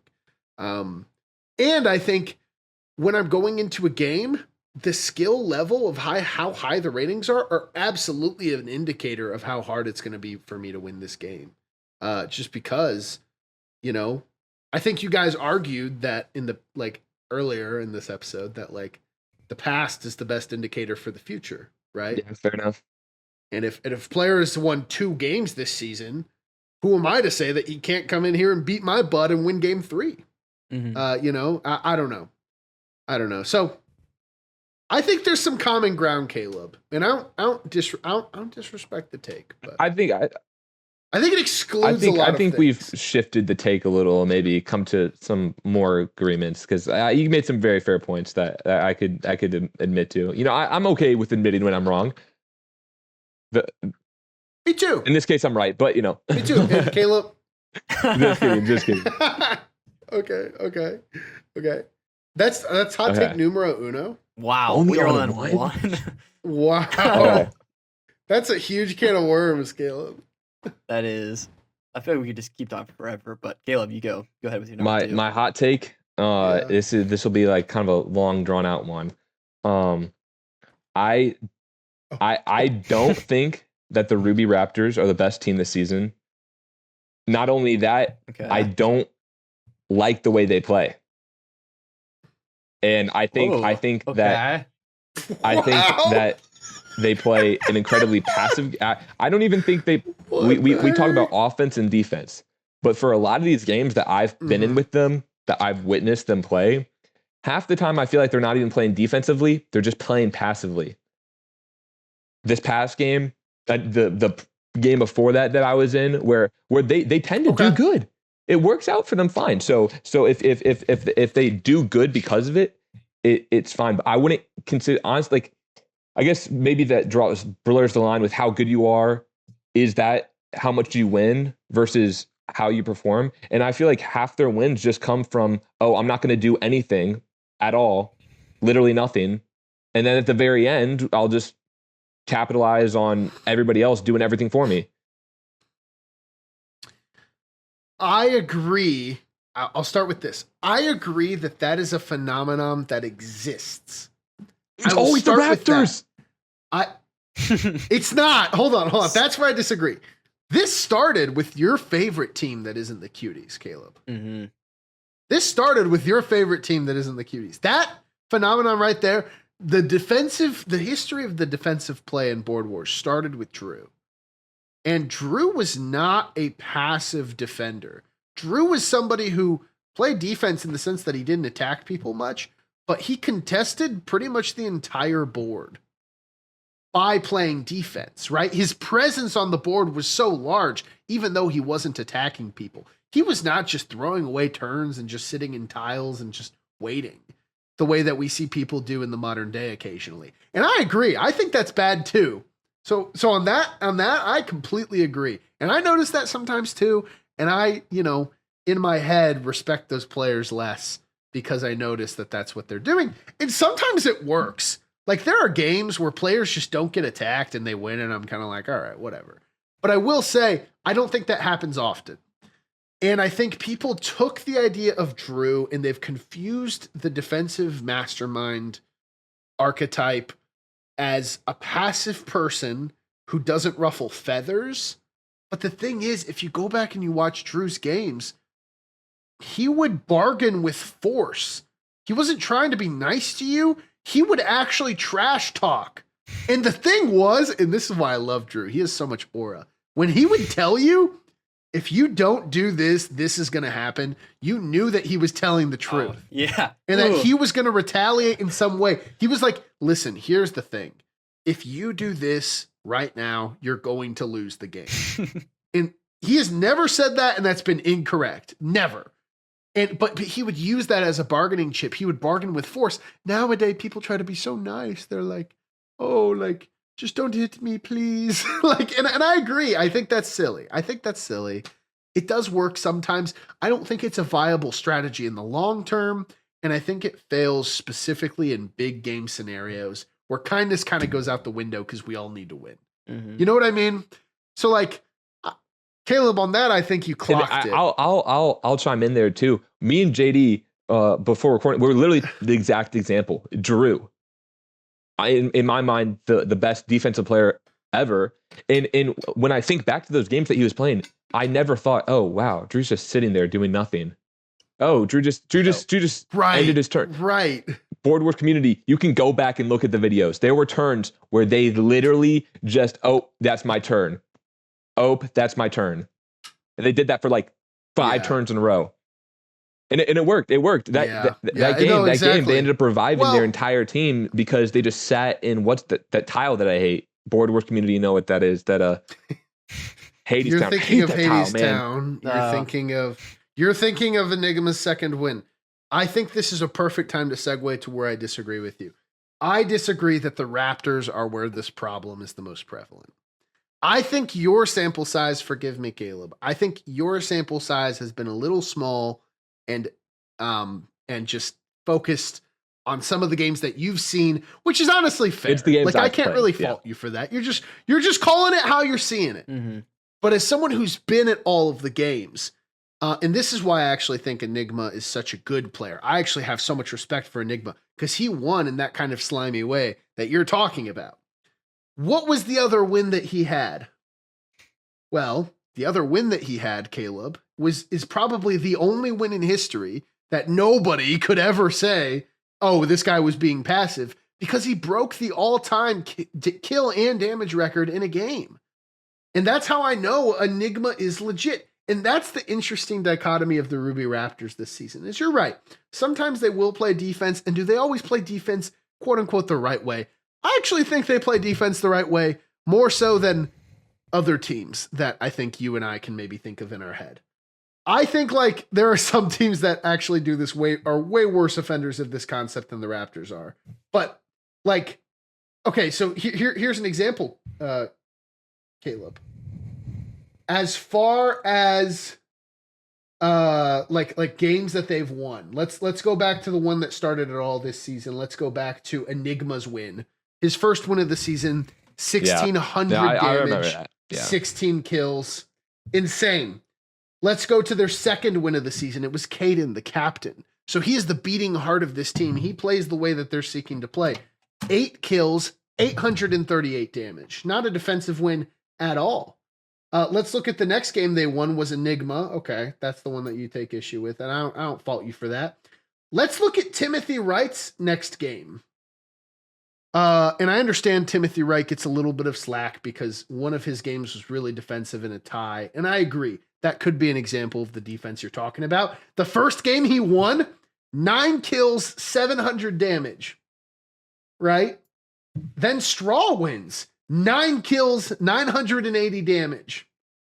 Right? And it's like, and that was in the playoffs, mind you.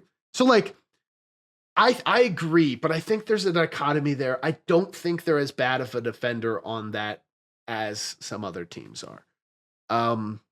I agree that idea is a problem, and I take issue with it too. I just don't think that like the Raptors are the epitome of that issue. And I think, I just think that's looking at very specific data and ignoring, I think, a lot of the nuance that the Raptors have. I feel like maybe, or JD, do you have anything to say first? Yeah. I mean, I will say, I agree with Caleb on some parts where I think passiveness is not something I love, like in terms like a play style when it's like it's taking the defense to extreme. I also think I could see why Caleb also wouldn't like it because, as some myself, I think myself is more, or I like to be more offensive. I play both, but I like to be more offensive. I think Caleb is similar. Players who play passive is kind of the way you beat kind of offensive players because it's kind of like you're kind of sitting back. They do the work for you and they come take you out. So it's not fun when that happens. So I feel like Caleb has seen that a few times. I may be wrong, Caleb, but I feel like that's kind of it's like I do the work, they finish the job. So where that kind of combats that, so I can see why I wouldn't like that. I think the Raptors, though, the reason we talk about the Raptors much is because they do it so well. They win when they do it. Other teams try to do it, but they're not good at it. Raptors do it, and they also win. They're just good at. But that's playing. not always the way that they No, win. that's as not I've always the way. And I'm not statistically saying, but I'm disproved. saying when they do play that way, and the reason they're doing that is because they're looking for a way to win. And in that scenario, is in this current age, that is the best chance for them to win, and they're going to do that to win a game, which is totally respectable. Go like you're gonna play however you want to the best chances to get to win that game, and that's why we see the Raptors. They've won so many times because they changed the way they play style. When they need to play passive, they play passive. When they play offensive, they play offensive. When they play defensive, they play defensive. But I can see I don't like passive wins either. That's the part where I agree with. I think if we were to assign a team blame for that idea, I think we should assign it to the Salamanders. Yeah. And you know, I love the Sallies. And I think the reason this has been more of an idea as of late is because the Salamanders won the championship. And like I always say, it's a copycat league. I think same for us, same for the NFL. It's like people saw the Cuties getting together. They wanted to get together. People saw the Sallies play a little bit of passive, be a little bit of politicians. In season 3, everybody thinks they're, Ronald Reagan going around asking people to be buddies and, putting I don't know if I can say can we that. edit that part out? I don't know if I can say that on the pod. Ronald Reagan did I know do that. That fun is fact. that is Yeah, we're historically gonna have to edit accurate. that fact. But I guess It's just a I guess historical I'll fact. chime in to maybe finish this take off real quick. I guess maybe we could tweak it a little. I'm definitely pointing blame towards the Raptors because in my small sample size and experience, that's the team that I've noticed do that a lot. Specifically Enigma, you slimy. Wait, was that Yeah, we can't. Well, I don't know. If there is There's a a word you card can name. say, it's probably that was one. somewhat safe. No, I Slimy think that's snake, fine. maybe. We'll I just don't keep know. going. But then even Straw, man, it was just like there were I guess we're both playing defensively because that's what our teams or mindset more work towards. But it would be like I don't know. I just noticed in today's game it'll always be like, oh hey, like I'm coming. Before it used to be a little negotiation, but now it's like, oh hey, like I don't want to aggress at all. Like, are you okay with me making this move? Like, oh, like I'm doing this. Like, can we be friends? Yeah, I agree. Like, That's why dumb. are we doing this nowadays? I agree. That's dumb. That's not how it is normally, though. I think you've been put in some interesting games. Is this But better than stabbing people in the back because we used to be able to text people about what moves to make? Which one's better? Which one's better? I love those days, Caleb. I love those days. I can't even. I know you I love love them, JD. I know you love them especially. I love the hard-nosed politics of, no, you're not allowed to talk on my turn. Time out, by the way. Yeah. And also, let's go screw this guy up. Like, I don't know. Like, I love games where people have agency and they're controlling the board. It's where I feel like masterminds are made. And, maybe by people listening to this, they're going to be like, all right, you know what? My goat, Caleb Ward and JD are on the pod saying they don't like how I play. Oh no, maybe I should play a little bit more. Grow up, bro. Offensively. Change your ways. Yeah. That's crazy. I don't Not think grow. Be a man I think and there are play people Board who Wars play the the way way it's meant you to be wanna- played. the beautiful thing about Board Wars is people have the ability to play however they want. And there are so many different styles that work. And there are so many different things you can do. And it's so free reign. It's I could attack this guy, I could attack this guy, I could farm, I could Or I could just sit back and not do all anything. the cards are different. Every game My tile every rewards. game is different. And I think, even though we all, I think, have agreed that not all of the play styles are our favorite to watch, I am not going to like discredit wins or say like players are, I don't know, like I don't know. I'm not going to take that so far, but I agree it is a thing that exists. I want to add one more bit before we can move on to another hot take. Because you may be hearing all this and thinking, oh, whoa, Caleb, your last win was pretty passive. You kind of just, built up. I'm well aware of that. I'm well aware of that. I did not prefer that. And I feel like sometimes maybe you are put in this situation, as I was, you're put in a situation where if other people are playing passive, if you don't play passive, you're just shooting yourself in the foot. So I feel like it's a lose-lose for everybody except the dude who maybe wins because of it. Is if everybody plays passive, then it's just you're going to be the oddball out. And that's what last game I feel like was. That's why a lot of us are like a little less than satisfied with game 4 of the playoffs this year, was because everybody was so passive and it just led to nothing. It was not fun.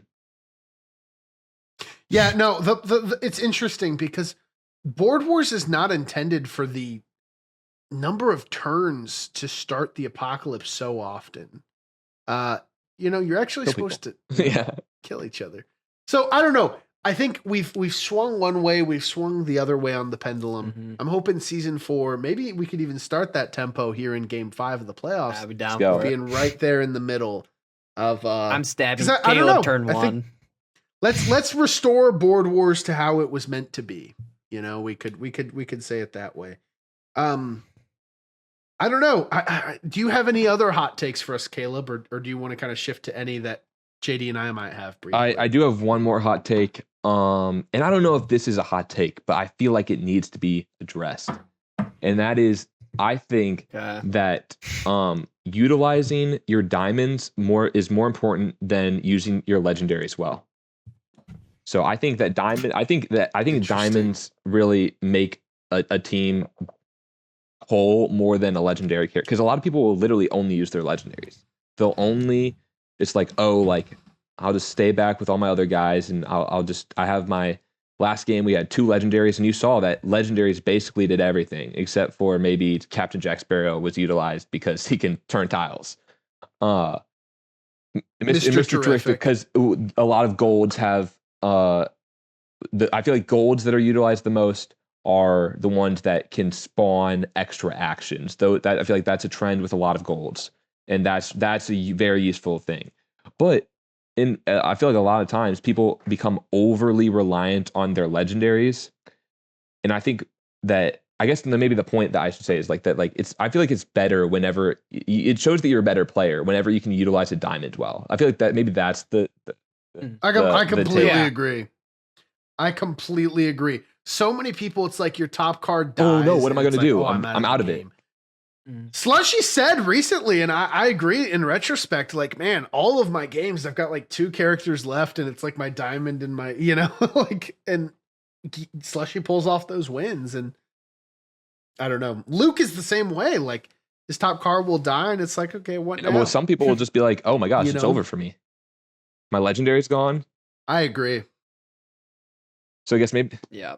No, I don't think I would say utilizing all of your cards to the best of your ability is a good idea. I don't know if I would go as far as to say like the legends are more or less important or any of that. I think it's just kind of like they're all important to utilize, and like don't hyper focus on like 2 cards. I was trying to figure out a proper way to word it to make it make sense, but I think we kind of know what I'm trying to say. Yeah. I agree. What do you think, JD? I agree. I think also a lot of times we look at is, well, Gus, you create these boards and you create the teams. A lot of times there's cohesiveness between these cards, and when you kind of just like look at them separately, you're already shooting yourself in the foot. Like you're already a step behind everybody. Because a lot, not like always, but certain teams will have like a good combo. There's something that was put there on purpose, like, oh, this would be cool. And a lot of times it's those diamonds. It's those golds and those diamonds that help you create like a big play. And the reason And because there's so many golds and diamonds, it's harder to like you haven't played with all of them. So sometimes you get a new card you don't know how to use. And that a lot of times in practice games with the Astro Bears, I make sure that when I get golds and diamonds for them, I make sure they've never used these cards, they've never seen them. Because there's so many out there, and being There able are. to knowing how to use multiple of them is so helpful. Because a lot of time, and that's this for certain players, it's different. Some players, you're able to look at card immediately, the ability, and be like, boom, I know exactly how to use that. Other players, they need a little bit explained to, or a little bit more, they need to see it. And for me, I need to be able to see it. That's why I love seeing so many games. I've seen almost like all of them. And when I'm able to see someone else use a card and know how to use it, it's kind of like I'm adding it to my toolbox. I now know how to use that card. And the ability Yeah. to do that. But other players, they can just be like, boom, I read the ability, boom, I know exactly what to do. I need a little bit more prep time for me, but some people like that. That's so a huge skill. it is, and that's a huge goal. And if you're able to do that, that's impressive. Like it took me a long time to figure out how to play the game. It took me a long Yeah. time to actually get good at the game. But once you start adding it to like your toolbox, then you're able to use it. Yeah. Well, and I gotta say, JD, I think the game is just designed well. I think the amount that people think that I go in and I'm like setting up games like is way less than I actually am. Mhm. I think the truth is the game is about you got 5 cards and all of them do something. And I think that the truth is naturally you're going to find ways to combine different elements.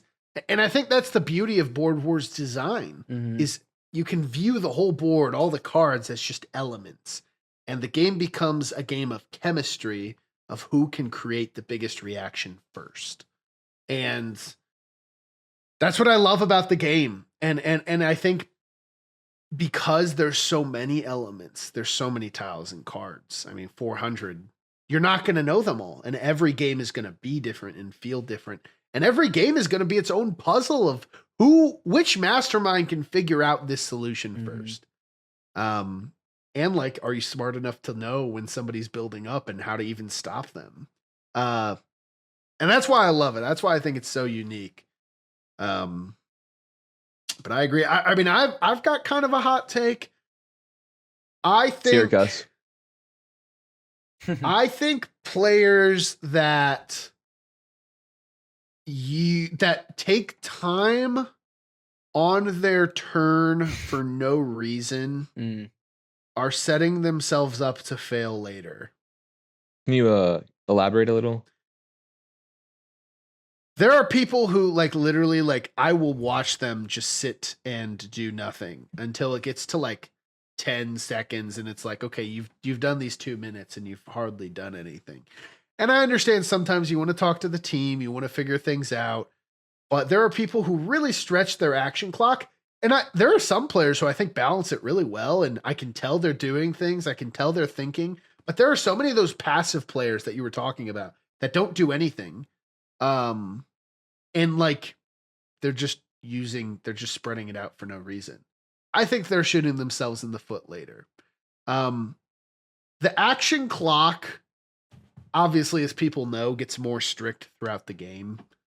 And, things I'm going to let slide on turn 1, I usually make an announcement. I'm like, hey, I'm going to be harder on this. And I just tend to notice that the players that extend their time when they don't need to struggle with time blunders later in the game. There's just a correlation to that I've noticed. And I don't know, that applies to some players that you guys might be thinking of in your head.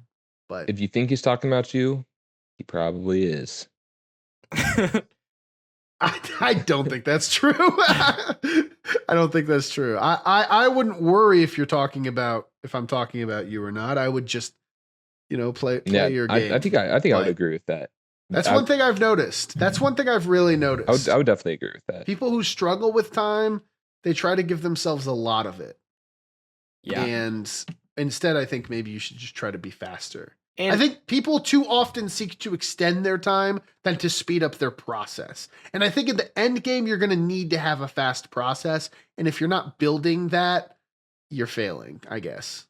yeah, I completely agree with you. 'Cause I think once you get to the end game, the difference from the people who win the games at the end game and the people who end up losing is their ability to quickly in that 45 Mhm. seconds figure out game plan. And whether that's either figuring out before your turn, you should be figuring that out before your turn while other people are going. should have a game plan coming in, so you don't have to figure out in those first 45 seconds. But the ability to quickly think on your feet is what's needed. And when you're going slow on your previous turns, like you said, Gus, you're setting yourself up for failure. Because even if you know what you're doing, you're kind of in that rhythm, like, okay, wait a little bit, instead of, okay, turn starts, boom, I'm doing this, boom, doing this, and moving it quickly.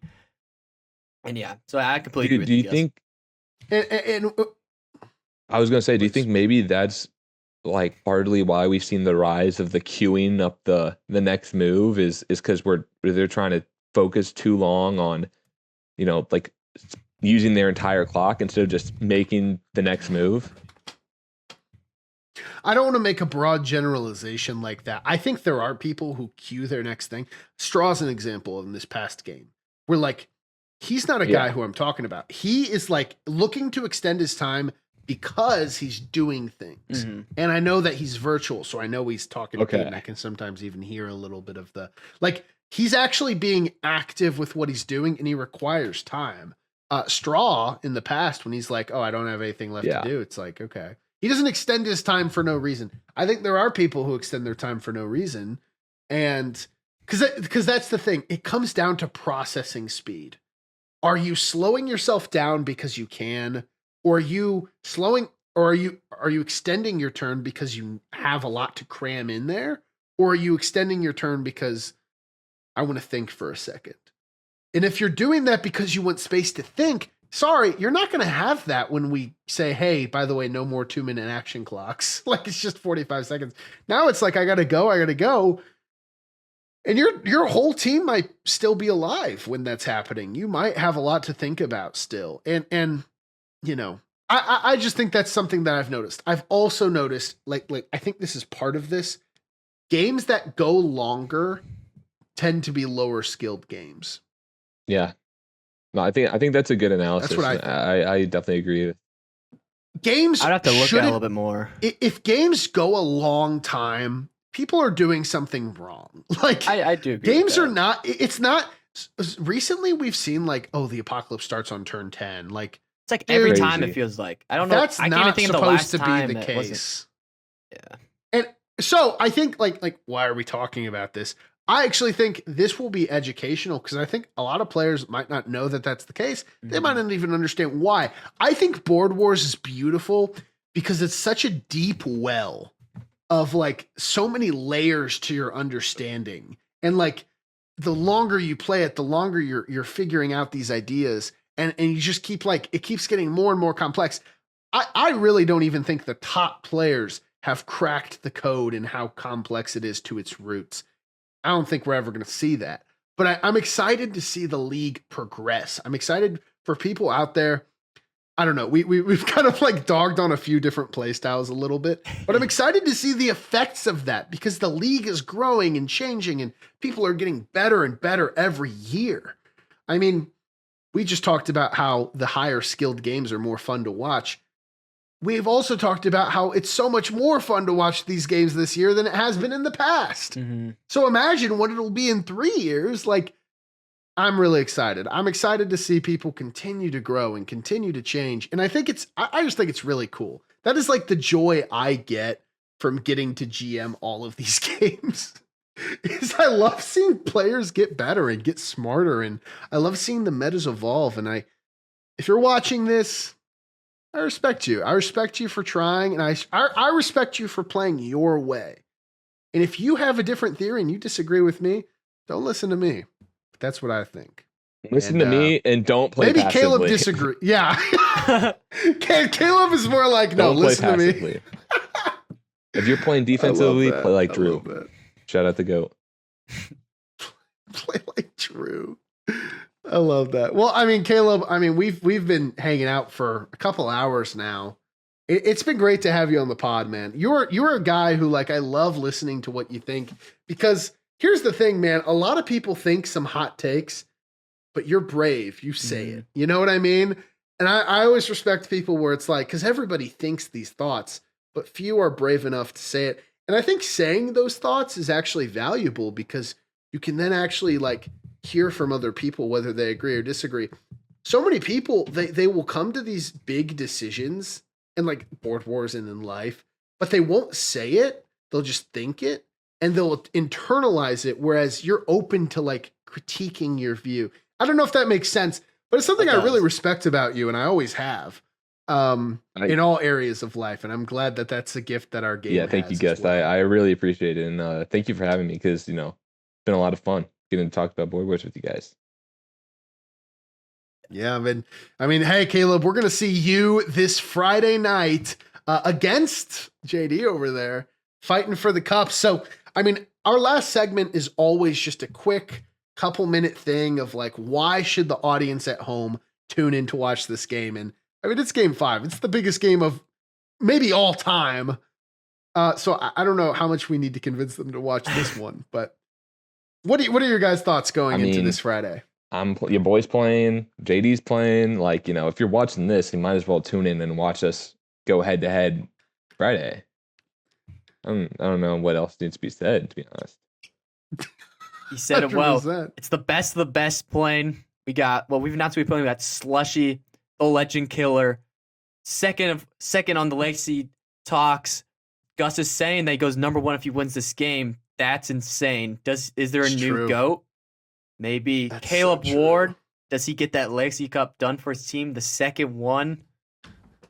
JD comes in. Wow. Does he get the Legacy sweep for his team, winning the first Legacy Cup for the Asher Bears in the first season Wow. ever? Does Enigma win his 4th game, Oh having my some of like the gosh. most insane ratio wins to losses, solidifying the Raptors as probably the best season of all Shutting time. me up too. I will contend that if Enigma could Enigma win wins, MVP. then I'll have to stop talking Enigma smack could about the win Raptors MVP. for sure. Enigma could really win MVP. Low key, bro. If Slushy wins this game, is he MVP?